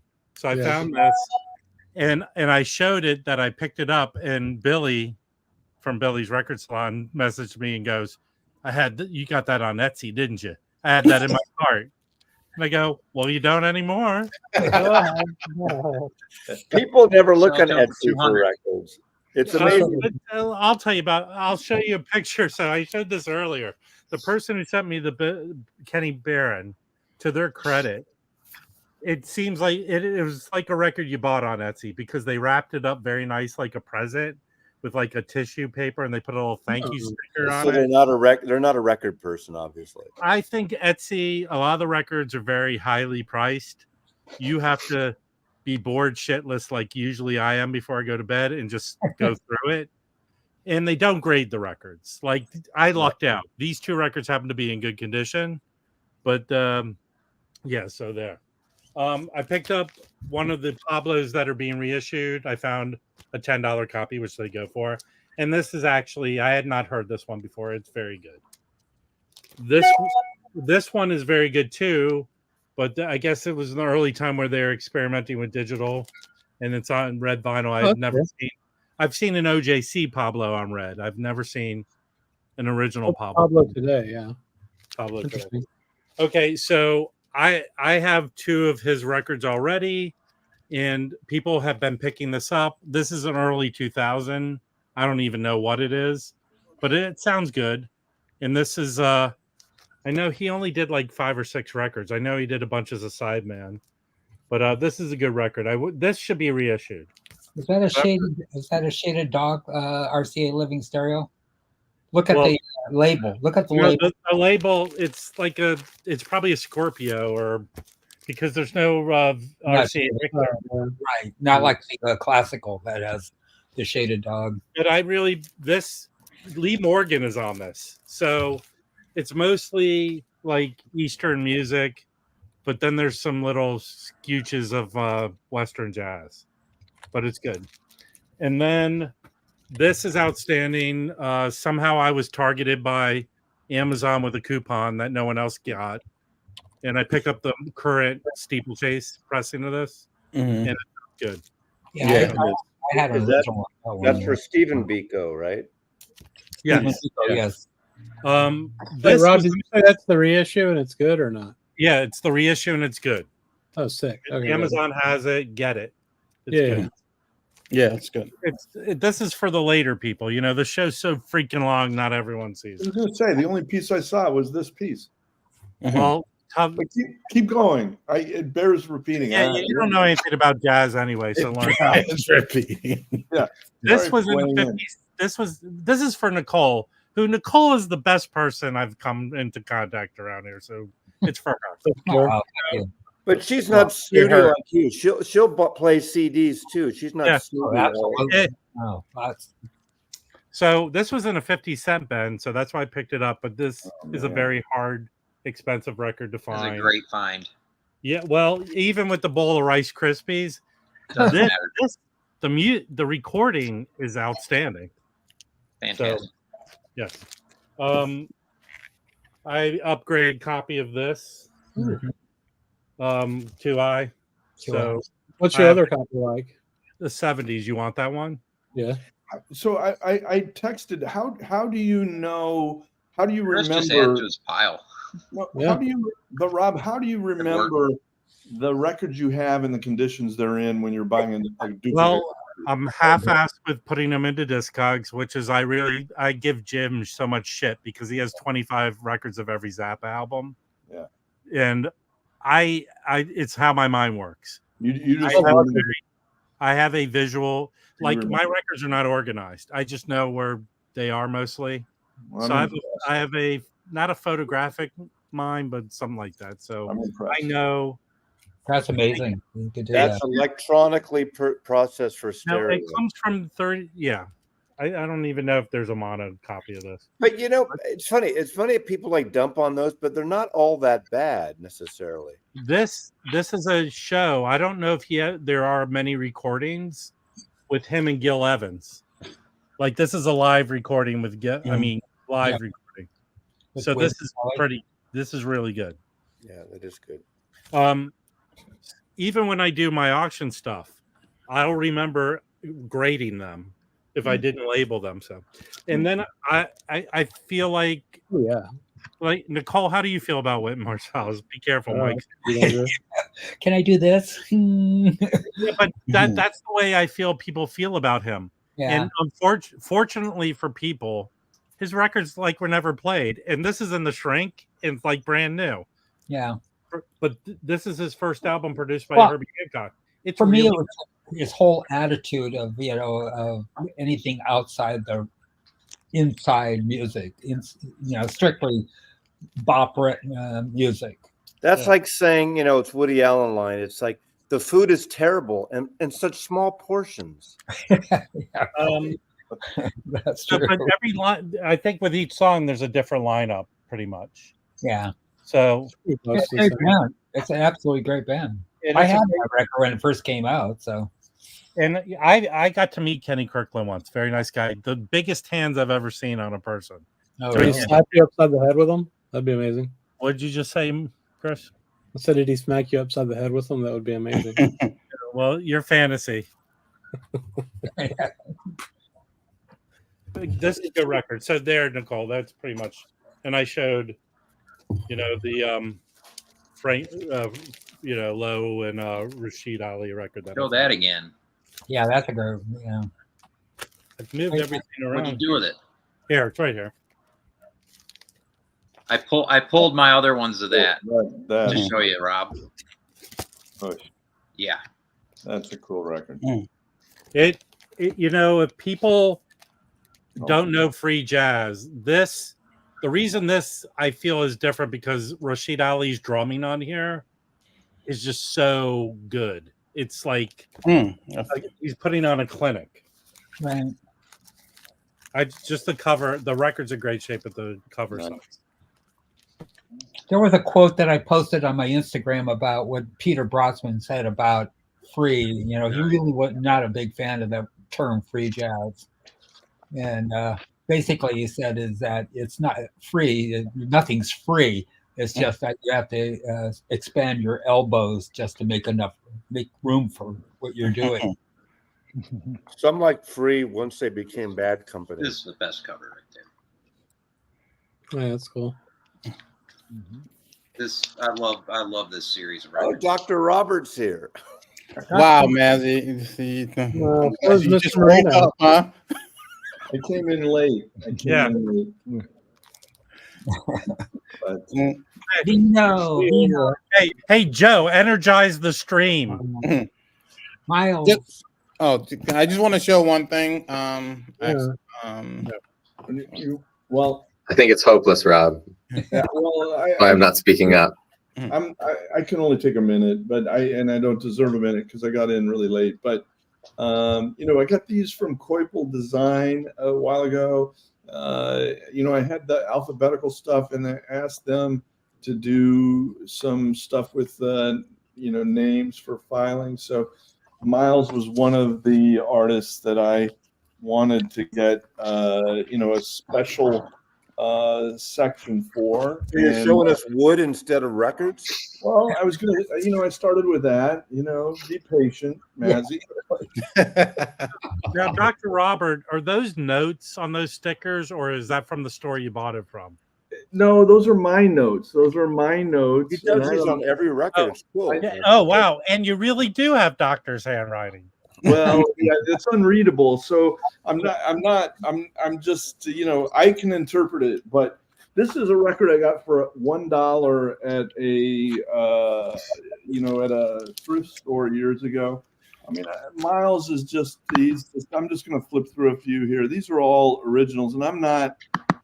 I think you guys know I'm not that into new pressings. Who's that white chick on my cover? Exactly. Who put that white chick on my cover? Right. I love that. Birth of the Cool. You got to have not just one copy, but at least two copies. Those are mono and stereo. And same for Kind of Blue. You're going to have both a mono and a stereo copy of that. Show the labels. Show the labels. But yeah, okay. So that one is a second label. The other one was a first label. But here's the thing: I am still struggling to find this whole quartet. So I found this a while ago in Philadelphia at a record store out there. You know, the Chad versions of those are excellent. I know you're not a reissue guy, but they're excellent. Well, I might go after them. I mean, I have just only these two, and the story. That's one of them right there. That's a That is Chad. one of them. That's a Chad Castle. What? Yeah. Oh, you're right. Oh my God, you're right. You're a fraud. Busted. I thought I had a Fraud. Fake busted. Oh, I'm busted. I'm gonna have another drink. Yeah. Dr. Robert, you know, you buy my records, you don't acknowledge it. I don't know. Just throwing some shit up there, and Something like Cagney. happy to be with friends. Happy to be here with friends. Joe, what do you have? What's up, man? You're in the hot seat. Joe. Yeah, I mean, I got a couple things I can show. How you been doing? It's been a while. Yeah, it has been a while. I'm doing good, hanging in there. Had a bad bout of the flu, but made a recovery. That's good. I got a couple things. I picked up this record, which has actually been in my want list for a while. I'm a big fan of Selden Powell, and so I've always kind of been looking for this record. A.K. Salim was a reed player who played with some of the big bands in the 40s, had a jaw injury, I think in the late 40s, and so he stopped playing, but he ended up having, 5 or 6 records as a leader, despite not playing on them. But the lineup's pretty cool on this. You got Phil Woods on alto, Selden Powell tenor, Sahib Shihab on baritone, and then Paul Cohen and Nat Adderley on trumpet, Buster Cooper on trombone. So I think it's 9 players, but kind of a cool early Savoy stereo. Oh, really badass. Was looking for the mono, but I wanted the music, so I got that. This is probably a little bit more up Nicole's alley. Yeah. Not exactly sure how to say the name. I think it's Hamit. Hamlet. I can't even talk anymore. I only knew of him from, being a founding member of the World Saxophone Quartet. Mm-hmm. But I figured I'd pick this up. It was cheap on India Navigation, which I thought was cool.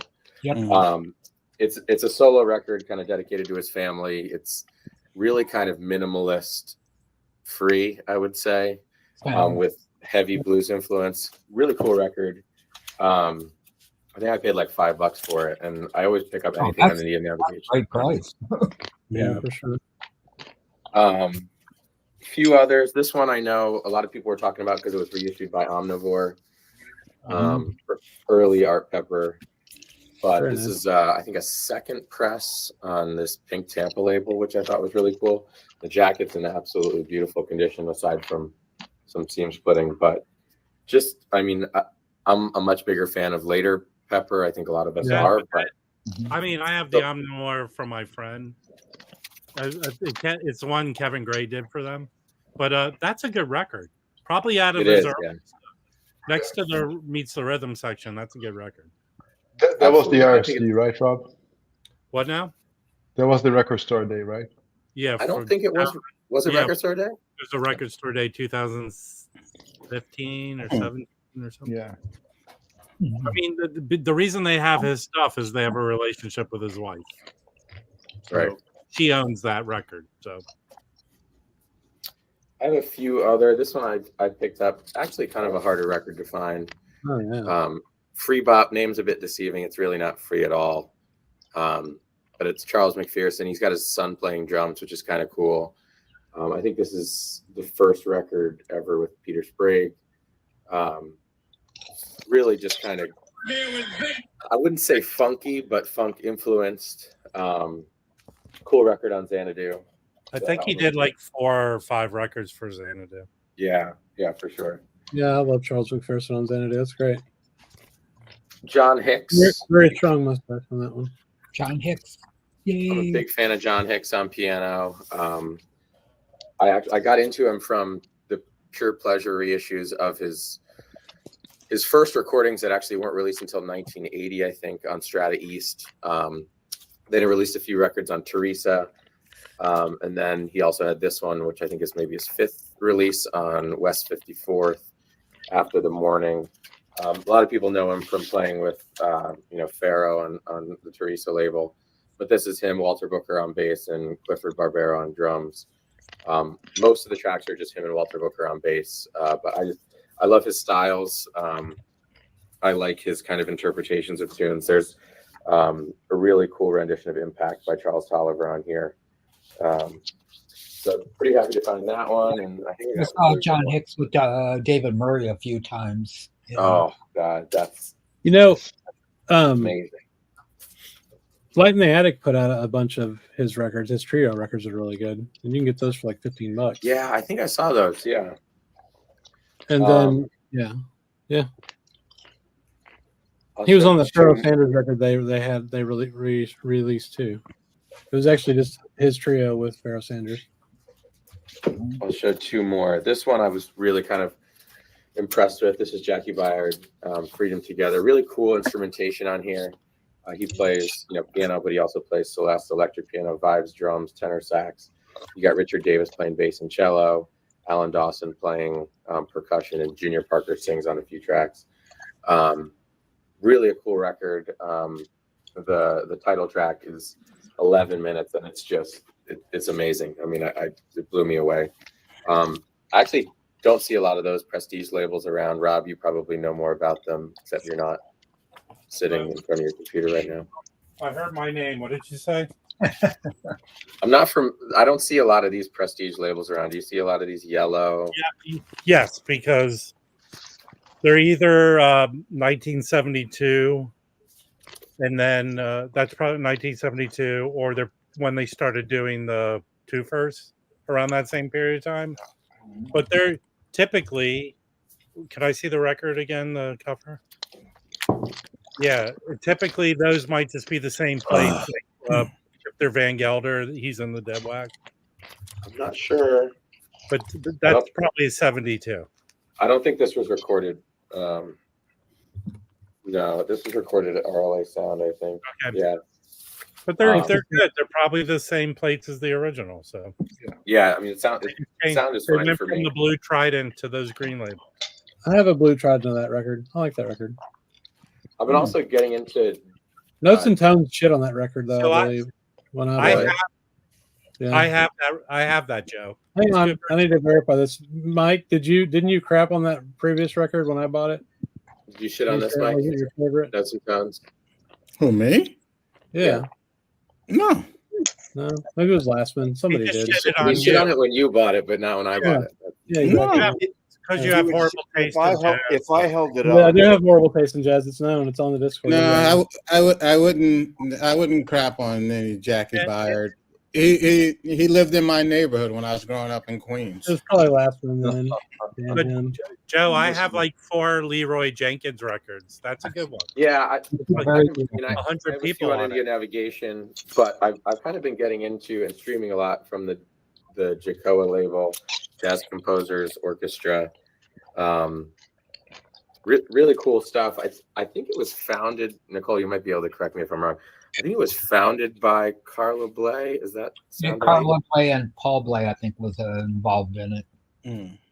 Yeah, so that kind of a cool label, and then kind of in that same vein, Paul Bley with Neil Hemmings or Sid Pedersen on Inner City, which is a really cool record. This is 73, recorded in Copenhagen. Yeah, the Paul Bley, that Copenhagen concerts on Reach to Freedom. If you can find that, that is a great record. Yeah. Me, I'll have to check it out.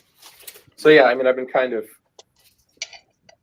driving my taste a little bit more outside, finding some different things. So yeah, been doing well. That's thanks awesome, for having man. me. Yeah, always. Yeah. Joe, what was the hardest thing to recover? The flu or the margarita pitcher? Oh yeah, God. Yeah, I mean, I will never not get a flu shot again. I really got my ass handed to me this year. It was brutal. But yeah, I mean, warm New York margaritas certainly didn't treat me well either. Yeah, you got to put a little shot of mezcal with the margarita. So.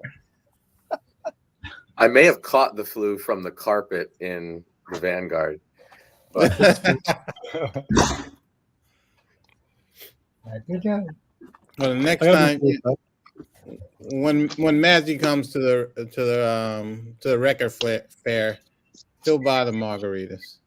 You're gonna grace your presence with me. You're gonna actually see me again. Yeah, we're going to dinner. We're going. You're going to go to the Italian. You know, I do have my flight for New York the end of October, but I'm this time, and I know Arnaldo will offer me something maybe, but I want to get an Airbnb in Chelsea or somewhere near that because I want to stay in Manhattan if the show's in Manhattan. Yeah. I mean, it'll be better. It'll be just easier. Come on, Bob. Come to New York end of October so we can get an Airbnb. But you got to fucking commit because if I book it, so think about it. Hold on 1 second. Is there Mike? Are there malls in New York for Mazzy to visit? The malls are a little different. I've been to Manhattan probably 40 times. And never been to a mall, right? New York City. I spent a lot of time in New York City. I know. You can go ride the subway. It's going to be fun. Yeah. No. Are you coming to Austin, man? Who are you talking to? Mike. Oh, me? No. Okay. I'm sort of busy right now. You're good where you're at. Yeah. No, I mean I would love to, but there's a lot going on right now for the next couple of months. Yeah. No. Yeah. End of October, like three nights in New York City. Come on, Bob. Yeah. I'll go to New York show. I'm going to the New York show. How much is an Airbnb in the city? It's got to be $1 billion. It depends where you go. It adds up, but if like three of us, I used to get hotel rooms there for I know it sounds like a lot, and it is, but I could get a really great hotel room for about $250. I know that's a lot, but now that $250 hotel room is like $500 to $600. It's amazing. That's too much. Yeah. Is there any place to park a trailer in Manhattan? Trailer, yeah. You put your 18. It could be, yeah. There's plenty of places to park. Dr. Robert, when something's streaming on the internet for everyone to see, don't say shit like that. Yeah, exactly. No, I mean, Bob, you want to drive to New York. You want to fly to New York. You want to fly to New York. You want to take a car into Midtown. You want to get an Airbnb or a nice hotel. If you're going to go to New York, you don't want to sleep in a flea bag. This ain't the 70s. Yeah, you want to spend more on your accommodations than you are on records. Oh, I probably won't even buy records. I think I'm going to park my trailer in Woodstock and drive on down. Yeah, that's near me. That's near me, Dr. Robert. I can give you a ride. Yeah, there's an early episode. The Simpsons moved to Manhattan, and Homer parks his car right at Wall Street in front of the stock exchange. It's a very good. Yeah, you should check that out. I think you could park like how they could. Yeah. I hope you don't have a white panel van with no windows, Doc. Not yet. I don't. You could do the Felipe and fly in and out on the same day. I don't do that. Up on there at the airport. My airfare is paid for. I already did the. I wasn't sure we were going to see Felipe again after that night, Mike. And I went through TSA. Okay, directly from whatever car was. Whatever car we put you in, it somehow got to the airport. No, I made it. Yeah. No, that was cool. That will work. But who's running this show? Braxt, are you running the show, or who's running it? Yeah. What do you want me to get rid of you? What do you want? I mean, I just want to know who's managing. Chris is running the show. I have the controls. Like I can do this. You don't need to hear your crap, Roberto. Thank you. Something like that. Well, you and when you come to New York, by that time you come to New York, you won't be able to. Well, I guess it's during the week. You won't be able to drive your car downtown, I guess past 60th Street or What is something this? like Russia? that. You're talking about Rosh Hashanah. Yeah, they're doing it's like congestion pricing. Right. So yeah. Well, San Francisco's that'll been be talking about that too. So yeah, that's supposed to happen pretty soon. I think I'm arriving on Halloween, maybe. I don't know. Are you gonna dress up? I think I ride my bicycle. I've been in New York on Halloween before. Okay, let me figure out. Let's look here. Like Airbnbs. Okay. We don't have to plan the trip for you on our live stream. Hey, listen, Chris. It's Matthew's world. We just all live in it. Yeah. Well, can you book the reservations for El Buco while you're right now? I tomorrow I'll do that. I'll go on Open Table. I'll do it. But how many people want to pay the money? You'll go. I'll go. I'd like to do it for 4, but people cheap out. It's not that expensive. It's going to be over $100 a person. I'll give you a tip. Invite Roberto. Yeah. I think Mike will come. Mike will come. Yeah. He's in. We're done. Get 30 people. Yeah. To be worked out. I'll go anywhere as long as. Well, he says count him in. But yeah, he's in. We're done. I thought Roberto lives in. He doesn't live in the city. He does, but I mean, and we could probably get Mike. I'll make a reservation for 4. My daughter's out there. I mean, I'm always in for a visit to New York. Yeah, well, I'm gonna send you the details. I'll be there. But you can't do what you did with Austin of wait, and then you wanted to stay with us, and it was all Mazzy, I got my own place. I know, but we like to hang out. I mean, we would have loved. Dr. Robert, do you have an extra room? Because I don't know if I can manage Mazzy. No, we would have loved. We'll talk. We would have loved to have you join us. I feel like moderators at a. Believe me, I'm going to join relationship counseling session. Yeah. That time, I don't know, but hey, I'm just always open. I'm always open. Maybe I'll just get my own shit place. I'm gonna put records to get us out of this horribleness. Yeah, can I show something? I'm going to show something really quick. Thank you, Chris, for interrupting this. Yeah. Yes. I got this earlier the week. This is Larry Grenadier. This is a solo bass album, and he's one of the great bassists out here today. This was released in 2019, but I started I started listening to solo bass again. I guess it was because of something Dave by way of Sherv, and because David shown this album on one of his streams. This Roberto Miranda recording. This is probably my favorite, Nimble West. So yep, Nimble West. And I guess they had it at Dusty Groove as dead stock for a while, but you can still find this. And so this started me going down the solo bass hole a few years ago, and so I picked it. I got it from Dusty Groove. It was like $13 at the time, and this is still my favorite solo bass album. And over a year ago, I picked up this one. This is Com Mezzanine. This is an excellent recording. I guess you couldn't say it's all solo bass, but it's mostly solo bass. This is excellent. If you're afraid of solo recordings, this would be the one for you. But show the back, man. This well, is there's an a lot. Peter Caldwell did a lot of solo bass with Jolie Lender. Yes, great. Those are wonderful. There was a place here in Berkeley many years ago, little venue called Bean Benders. And I remember one show, it was a Matthew Shipp, William Parker, but opened up was Bar Phillips doing a solo bass. Yeah. And it was, just to see how a master on bass player, what he got out of that was amazing. Yeah, I saw her. It was actually a trio. It was Myra Melford, Nicole Mitchell, and her.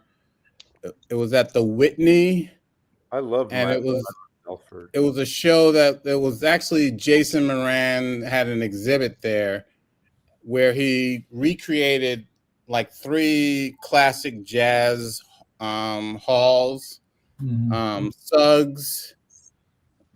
I think it was the Savoy and another room, and he did perform, and they had groups perform there, and like on the last weekend of the exhibit, that trio performed there. Yeah, and it was amazing. It was amazing. It was amazing. Yeah, there's a guy up in the Berkeley Hills that has house concerts, and she performed there with a percussionist, William Winnett.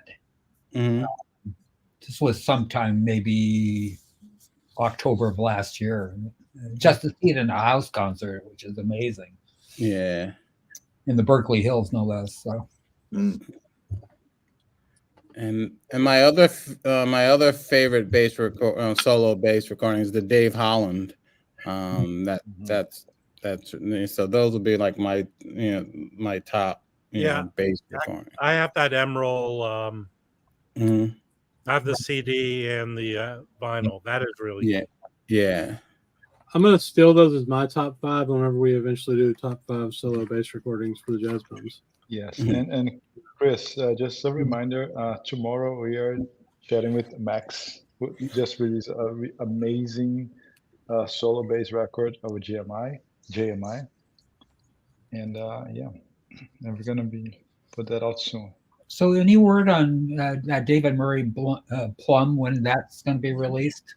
Last I heard from them, Nicole, they had some delays in production. I think it's being past the GZ. I think there's some delays there, but late this month in April it's going to come out. Oh, all right, cool. That's what Jay told me last time I checked. And is the Ray Angry 3 coming out before that or after that? Because he said they were both going to be kind of. I think they're going to be about the same time, Joe. They're going to be about the same time. Yeah. Next week, I'm going to see. There's a club in Burbank called the Baked Potato. I don't know if anyone's heard of it. Yeah, I've heard of that place. Next week, I'm going to see this show with Jim. It's Larry. Oh, wow. Anthony Wilson is playing in it. Man, Larry Golden's is great. Clarence Penn, God, he's a freaking phenomenal drummer. I haven't heard anything from him in a while though. But they're doing 2 sets, I think. Yeah, 8 and 10. Going to the 8 o'clock show. Also, this other show, Delphina told me about it. Is at the, I guess the premier jazz club in LA is the Catalina. Is Buster Williams is doing a show at the end of May. Let me see who else he's playing with. Here. Yeah. I'll try and go to this show. Lenny White and Buster Williams. Oh, cool. Yeah. Don't know Noah. Actually, tomorrow night, across the street, Stanley Clark's doing a show. Oh, cool. Here's a question for you, Wax. Does the drink that you have on your back table, is it different in the morning than it is in the evening? Yeah. It's actually just food coloring in my own urine. Mike, survival mode. You're in survival mode. Il Buco is off open table now, so I have to check out other options. Just to call him. It's probably Resi or something like that. I'll find out. I mean, I'll do it for Friday, November 1st. I'll be there. I will be there. All right. I'm going to make it for 4. So if there's more people, it's up to them to do their own reservation. Thank you. They have to sit by themselves. No, they have long tables, so No, but you know how it is. Okay, I hate making organizations for large groups when no one fucking commits. Yeah. That's the thing. I don't want to go there. It's too. I don't like that food. It's too much. It's too this. It's too that. You know, no one commits anymore. Yeah. I mean, Il Buco, I mean, the food there, I mean, I can't see anyone saying, you know, I don't like that food. It's. Hey, Scotty. Was anybody? Were there any mafia guys shot in Il Buco or no? No, but that okay. No. Mike, let's go to the steakhouse where they shot the guy in front of the steakhouse. What, Sparks? Yeah, I love Sparks. Let's go sit at this bar at Sparks. Remember in the 80s or the 70s, they shot a guy in front of the place. Yeah, John Gotti ordered the hit. Well, allegedly ordered the hit. I like that steakhouse. I used to go there a lot. This is what you should do to Mazzy, Mike. You go, the best place for pizza, Sbarro. It's excellent. So, well, Michael Scott. My wife is feeling a little under the weather. She's not coming on camera, and she's telling me that I need to get off camera. So she's the smartest person. Mike, hey, I didn't tell you that. I just said, Mike, I mean, excuse. I thought he was talking. They only make reservations like 2 weeks in ahead. What the fuck is this place? This is New York City. They have a lot of space. It's big enough. We'll deal with it later. Yeah, it's in October, Mazzy. It's in November. The breaks. I'm gonna make plans. All right, brothers. You'd be surprised. Places in San Francisco book up 6 months. Bye, Doc. Got to go. Love you guys. Yeah. No, places in San Francisco book up like months in advance. You know. Yeah, places here, but they've like put in like a 30. They'll say like you can't make a reservation more than 30 days in advance. Oh, okay, all right, that's good. Yeah, that's fine. Chris, I'm for the third board. I'm going to stay at the kitchen. Are you going to be there? Are you going to be there, Felipe? Yes, I am. Oh, but okay. I'm on the third ward, so I'm probably going to be in the kitchen. That's fine. Oh shit. I'm not. I don't even want. If I say anything, Mike will bust my balls. No, I'll be there. I'll be there, Magic, for sure. Yeah. Would you want to come to dinner? Of course. Okay. Roberto's coming, so I'm going anywhere. Yeah. All right, I'm gonna show some records because no one cares about it. Fuck hell. Oh, that's great. Killer. I bought a bunch of records from Sweden a couple weeks ago, and they came in. So, wait, tell everyone the story behind your package. Excuse me. You said the package that's into a nursery. Oh yeah. So for some reason, I ordered these from Sweden. There's 10 records, and it was like $34 to ship them, which I thought was pretty fair. Yeah. Really. And then instead of delivering it to my house, UPS delivered it to an auto parts store, so I had to go pick it up there. It was kind of weird. I don't know what the fuck happened. I don't know if they wanted me to sign for it and I wasn't home or what, but it was weird. Come here. I don't remember the name of the store. The store from Sweden is like a jazz and plant store. They sell plants and jazz, so plants and records, whatever. Sure, it's not Jonas's store. Yeah, I mean, if it is, that's cool. I guess we should. So anyway, so you got some begonias and floor mats for your car. Yes, I did. That's right. So I got this Buck Hill on Steeplechase, which is awesome, with Kenny Barron, Buster Williams, and Billy Hart. I got a bunch of them. And then I got. This is my favorite, I think, so far from the ones I listened to. I love that. I have the inner city of that one. I've got the Steeplechase from Europe, bro. Sweet. Yeah. Anyway, that's a good one. It's great. He plays like every instrument on here. I'm not familiar. This is the first record I have with Ken McIntyre. He plays alto sax, flute, bassoon, oboe, and bass clarinet. I would be very impressed with OJC if they reissue his album. Yeah, I'd do that. But this, Alex Rael on this is just killer. He just Oh my god, he's just a murderer on this record.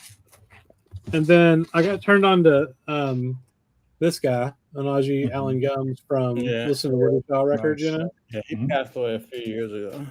Yeah, and this is his first lead record on Steeplechase. This is really great solo piano. And the interesting thing is about this to me is he was in his mid-20s and he wrote almost every song on here, and they're all just fantastic. So. Okay, and then I got a couple of Setha records. So this is Bud Powell at the Golden Circle, Bud Powell Trail at the Golden Circle. These are on Steeplechase. Great pick. Yeah, but they have the 4 of the warning. 5. So Oh wow, that's cool. But those are the ones that have the warnings on them, right? I don't know. On the back it says these are not the best recordings. Blah blah blah. I don't give a shit. Who cares? Those are from 1962, and then I got all these now. So nice. So I got 2 of these from Louis, and then I got the first 3. This is the reason I bought all these records, because I was looking for these on Discogs, and I wanted to buy them all from the same place to save on shipping. And then I ended up just buying 10 records from them. So yeah, so I'm gonna listen to all this stuff this weekend. I haven't really listened to it yet, but I'll talk about it more next week, I guess. Can I show some jazz adjacent stuff, Chris? Is that Mazzy panting? No, that's Mike's dog because he won't feed her. I think a lot of people were showing this record. I had to go feed my putty cats. Oh, are you guys familiar with that? No. What is that? It's a recent release on International Anthem with Ariel Kalma and Jeremiah Chu. But it kind of led me to this record, which is a little bit more kind of ambient field recording, which is really cool. It was recorded in the Island Islands. So if you like kind of soundscape, jazz influenced stuff, this is really cool. And then the other, I'm not sure if anyone's familiar with this artist. I've been listening to a lot. This is on Edition Records. Daniel Herskadel. I think he's Scandinavian, but he plays tuba and bass trumpet. Again, kind of soundscapey, ambient kind of stuff, but highly recommend it if you like kind of ambient mood kind of music. Tremendous brass player, really, really talented. He has a couple of records with vocals as well. Recorded by also recorded on Edition Records. This one, again, still a little bit more soundscapey. Vocalist name is Amelie Nichols, but really cool stuff. I think it's very unique. So if you're looking for something a little bit different, a little bit outside your normal listening, but like kind of that ambient soundscapey stuff, Daniel Herskadel, check it out. That's awesome. Looks like someone in the gallery is familiar with it. Just another Michael.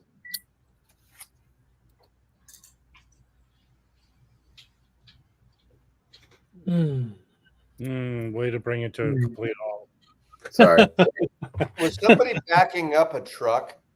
I think so. The message went out to pick you up. I heard. I think it was Felipe microwaving his underwear. That beeping was like someone was in muted, okay? I was setting my timer for my dinner. So. Oh, yeah. Felipe's backing up a hot pocket into his mouth. So we got 10 minutes before dinner time. Hey Nicole, are you going to KUSF? I'm muted, okay? I don't know. I'm not a really big record. I'm not either, but I'm meeting Patrick and George there on Sunday next week. Is it this? What Sunday is it? Next week? A week from Easter. A week from Easter. Well, they canceled Easter. They found and the that's body. At UCSF.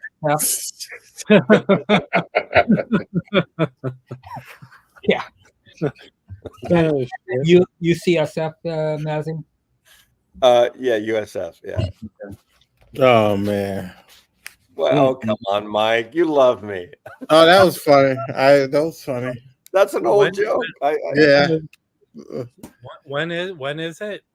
A week from Sunday. I'm driving down. Actually, I'm driving down. I'm going to a wedding at the Fairmont next Saturday.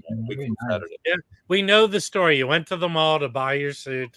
Yes. Got lost. You had to get help from this mall thing has gotten too much. Yeah, you got lost in the lingerie section. How many people have not? I bet you about sniffing panties in Victoria's I bet you a Secret. lot of people have gone to malls lately. I don't go to malls. That's my I first haven't been to a mall. Wow. Yeah. No. Well, you're in the East Bay. You're near Emeryville. That's kind of a mall. Yeah, but the big one to the one to go to is the one down in San Jose, the Westfield Valley Oh, Fair. I know that. Oh, yeah. That's way down. Yeah. I went there before they turned that into a very upscale place. Yeah. Well, it was Santana Road. Once they got rid of across the street from the Mystery House, Yeah, right? Santana Road's nice. The Stanford Mall is nice. You know. Yeah. So. No, I go down. Well, most of my work is down in that South Bay area, anyway. So. Yeah. I mean, this is a great idea. Tomorrow, so. Yeah, I mean, Mazzy, what do you think about this idea that Roberto has? Sasha, Sasha, Mazzy, Mel hanging out. like, are we talking Sasha the vibraphonist? Yeah. She's 25 years old. Yeah, she's very cute. So. She's recording a new record. She is fucking amazing. I mean, she's really. The first record's you great. imagine her now at 25 in like the next 10, 20 years as a musician. Yeah. Oh my god.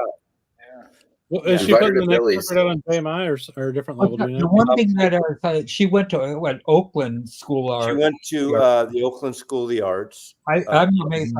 I used to work at the San Francisco School of the Arts. Soda? Yeah. My son went to Soda. Yeah, I worked there for a couple of years. What did you do there? What did you do? I was part of a construction management team that we did the major remodel of all the theaters.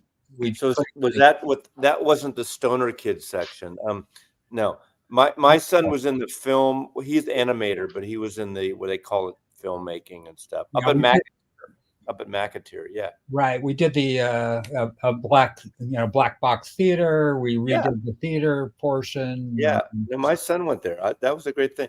But that story with Sasha is kind of amazing because she was playing rock and roll drum stuff, and she goes to Oakland Arts, and they said we have too many drummers here, but we have this vibraphones that no one's playing. Oh, yeah. And she's playing only 8-9 years now, and oh my god, she's freaking amazing. It's amazing if people that are musically, gifted, they could pick up another instrument. When I watch any vibra, I mean, it's amazing. Like I would be so paranoid about hitting the wrong key. It's one thing playing drums; you could hit the slightly off a snare or a tom or something, but you got like a piano. I mean, piano, your hands right there. But when you're doing, plus she does the 4 mallet thing. 4 mallets, yeah. Oh my god, my head explodes when I see that stuff. Yeah. Yeah. No, yeah, she's I think her next record is. I think it's JMI again, Chris. I just assume because they reach out to me to In fact, they reached out to me to interview this other guy, and I said I don't really know that much about him. Talk to the Jazz Bums, and I think you guys interviewed somebody, right? Interviewed somebody for what? For JMI.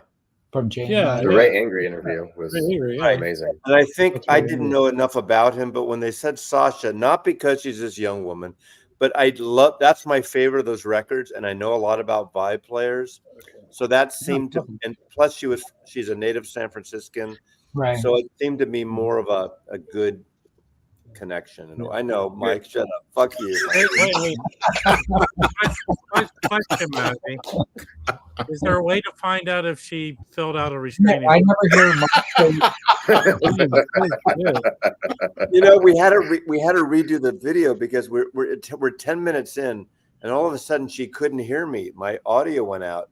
So I started doing the shtick about avant-garde John Cage. Yeah, the old I can't hear Mazzy trick, huh? She's trying to get out of it. What did you say, Mazzy? I can't hear you. She had to restart her Mac, and it worked out. Okay, hey, Mike. I love you, Mike. I love you. It was fun. Mike. Oh my god, we're going crazy here. No. Cool. Oh well. Okay, I'm going to show one more thing. It's one of the big record, not a record, but a CD box set. All right. Cool. Oh, there you go. Cool. I'm going to show this while we're waiting. Okay. Oh yeah. What is it? It's the worst school in the country. Hey, my daughter got accepted there. You know, horrible basketball coach. That guy is. Where is she going to school? That dude is. We haven't decided, but yeah, he is. We used to play him because he coached. There's a Rhode school Island. that's a front runner. What's? Do you want to say it or not? Is it? No, not Syracuse. Syracuse. Oh, cool. Yeah. What we got here? Does she like snow? See if we can see it. She's gonna like it. For what? Did that just came out? No. Is it West Berlin or East Berlin? Is it West Berlin or East Berlin? It's west and east. Okay. So it's a 12 CD set. That's pretty awesome. That was legendary because it was limited edition.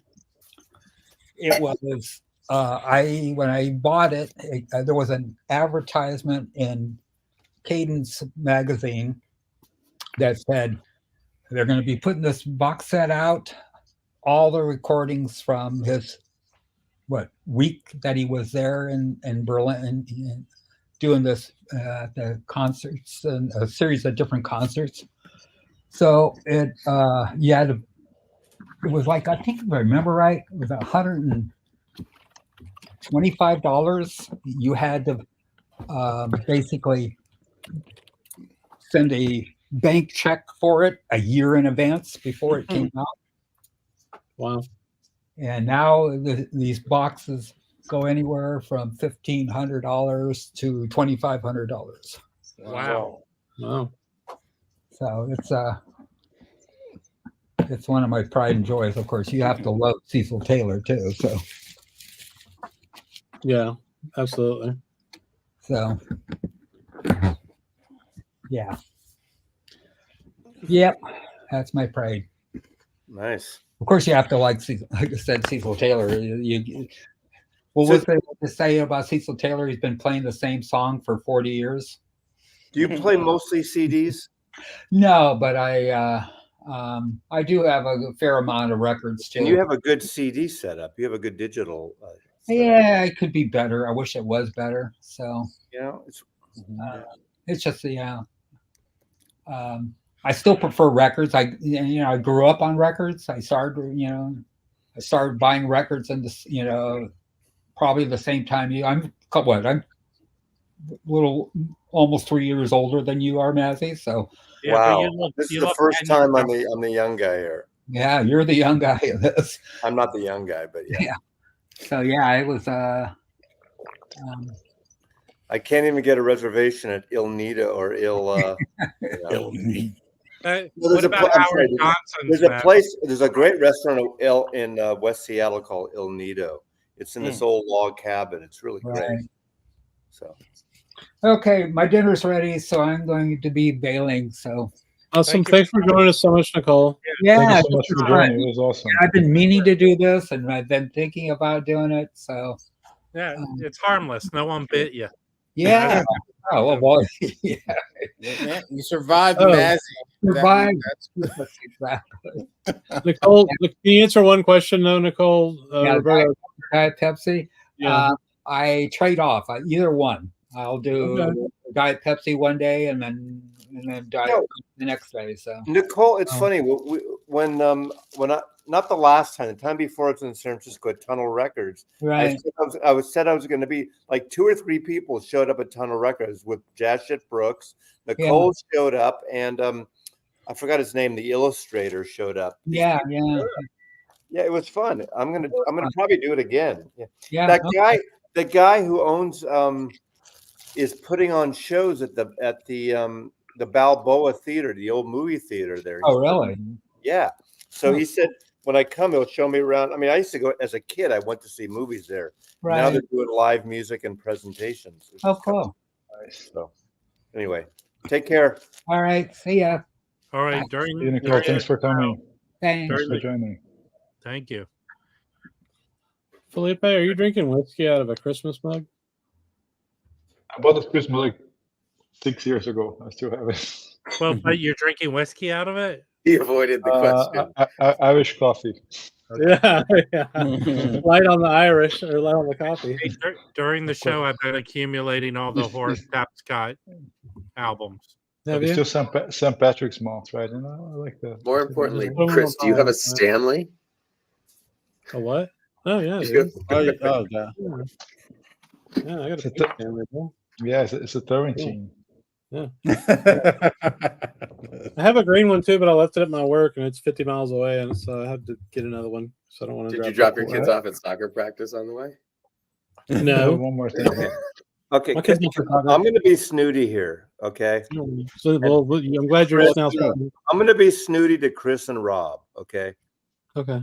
and I know this is going to be urban left coast snootiness or New York snootiness. You guys are drinking out of a to-go cup. You're home. Mhm. That's my I'm not point. drinking out of a to-go cup. This is a So- $40 so- cup. man. That's a So to-go the cup. question is how old are That's a those to-go cups? cup. You drink This- shit out of that this when is you're not- on the when this- you're in your car, This when is you're a jogging, this you're is walking. a fancy Starbucks cup. It's a This is to-go a cup. When you're Yeah. home, This, when you're this is home, the- you do this. this When is you're recycled. home, you do this. It's a I $20 think in the old fancy my drink that grandpa when I, comes when I from spilled, Can when you I spilled imagine oil in if- the garage. Can you Matt, imagine can you if- go if drag? Mike? Can you go Wait, drag wait, the camera? hold to show on, the hold full on, top? Rob. Can you imagine if Mike here, Notes and Tones, would do a Slurpee cup for his wine? You know, I'm drinking No, water. No, dude. not for wine. No. But No, you know, I don't need to imagine it because he wouldn't do it.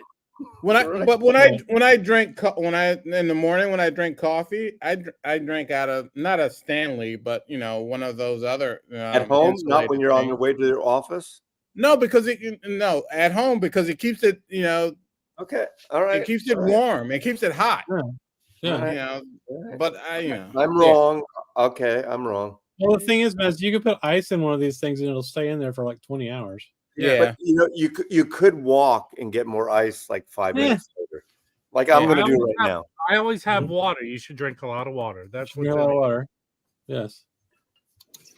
I thought that was just more urine.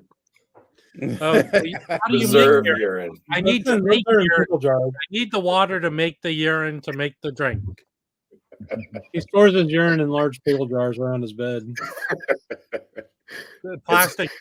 Plastic jugs. Thank you. Okay. Gosh, I hate this.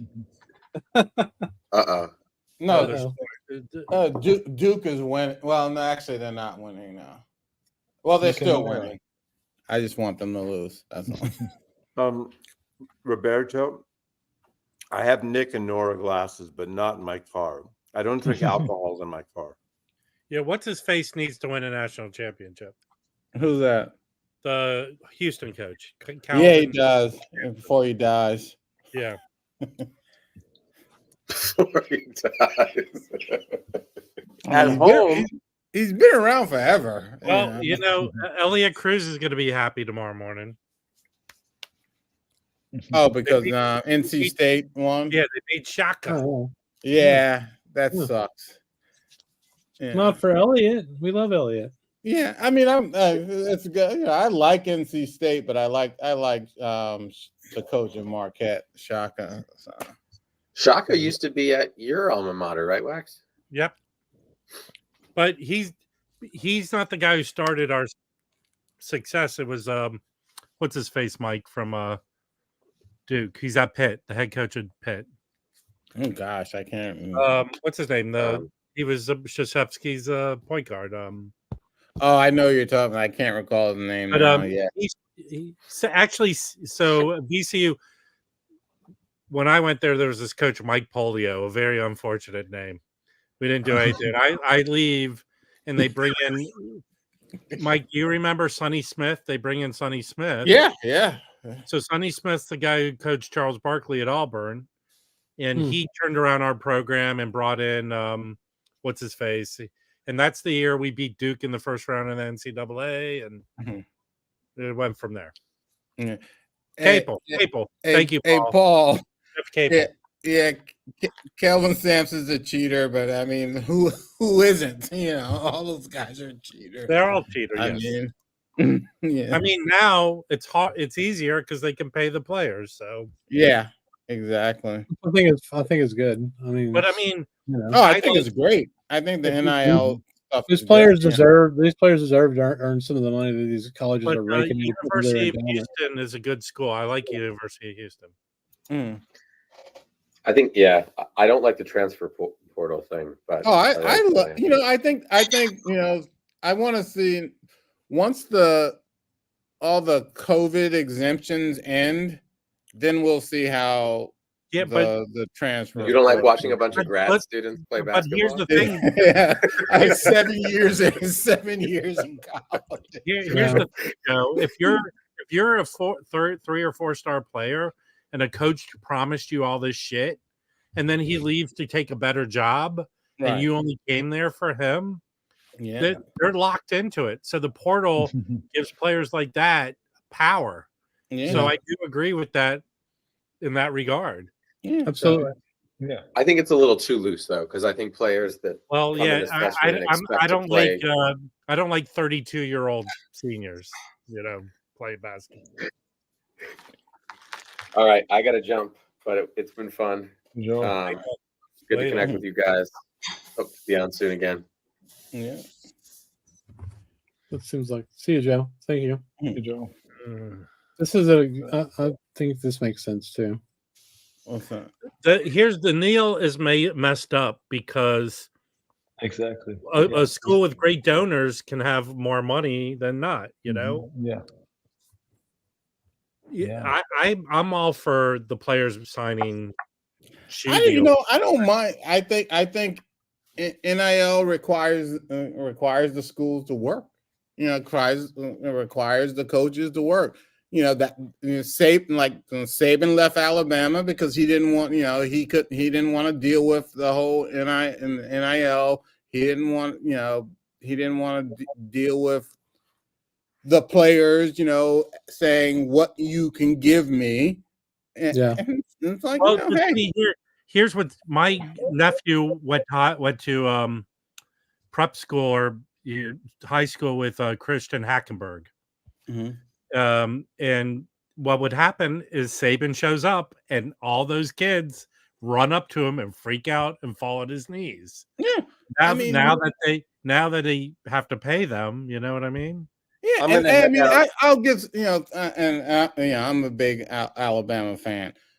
Saban worked his ass off. They would be after they would be in their national championship game.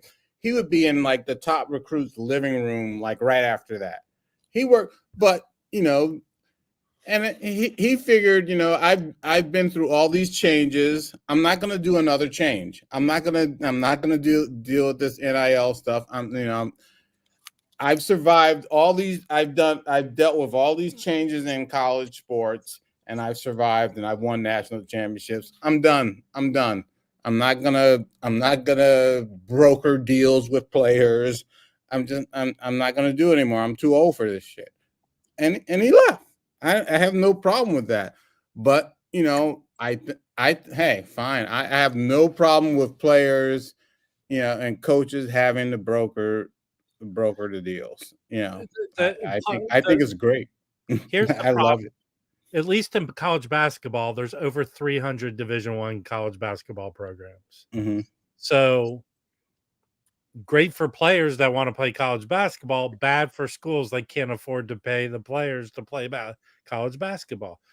So, but you need, until they open the tournament up to every single one of those schools, and then they get a cut of that money.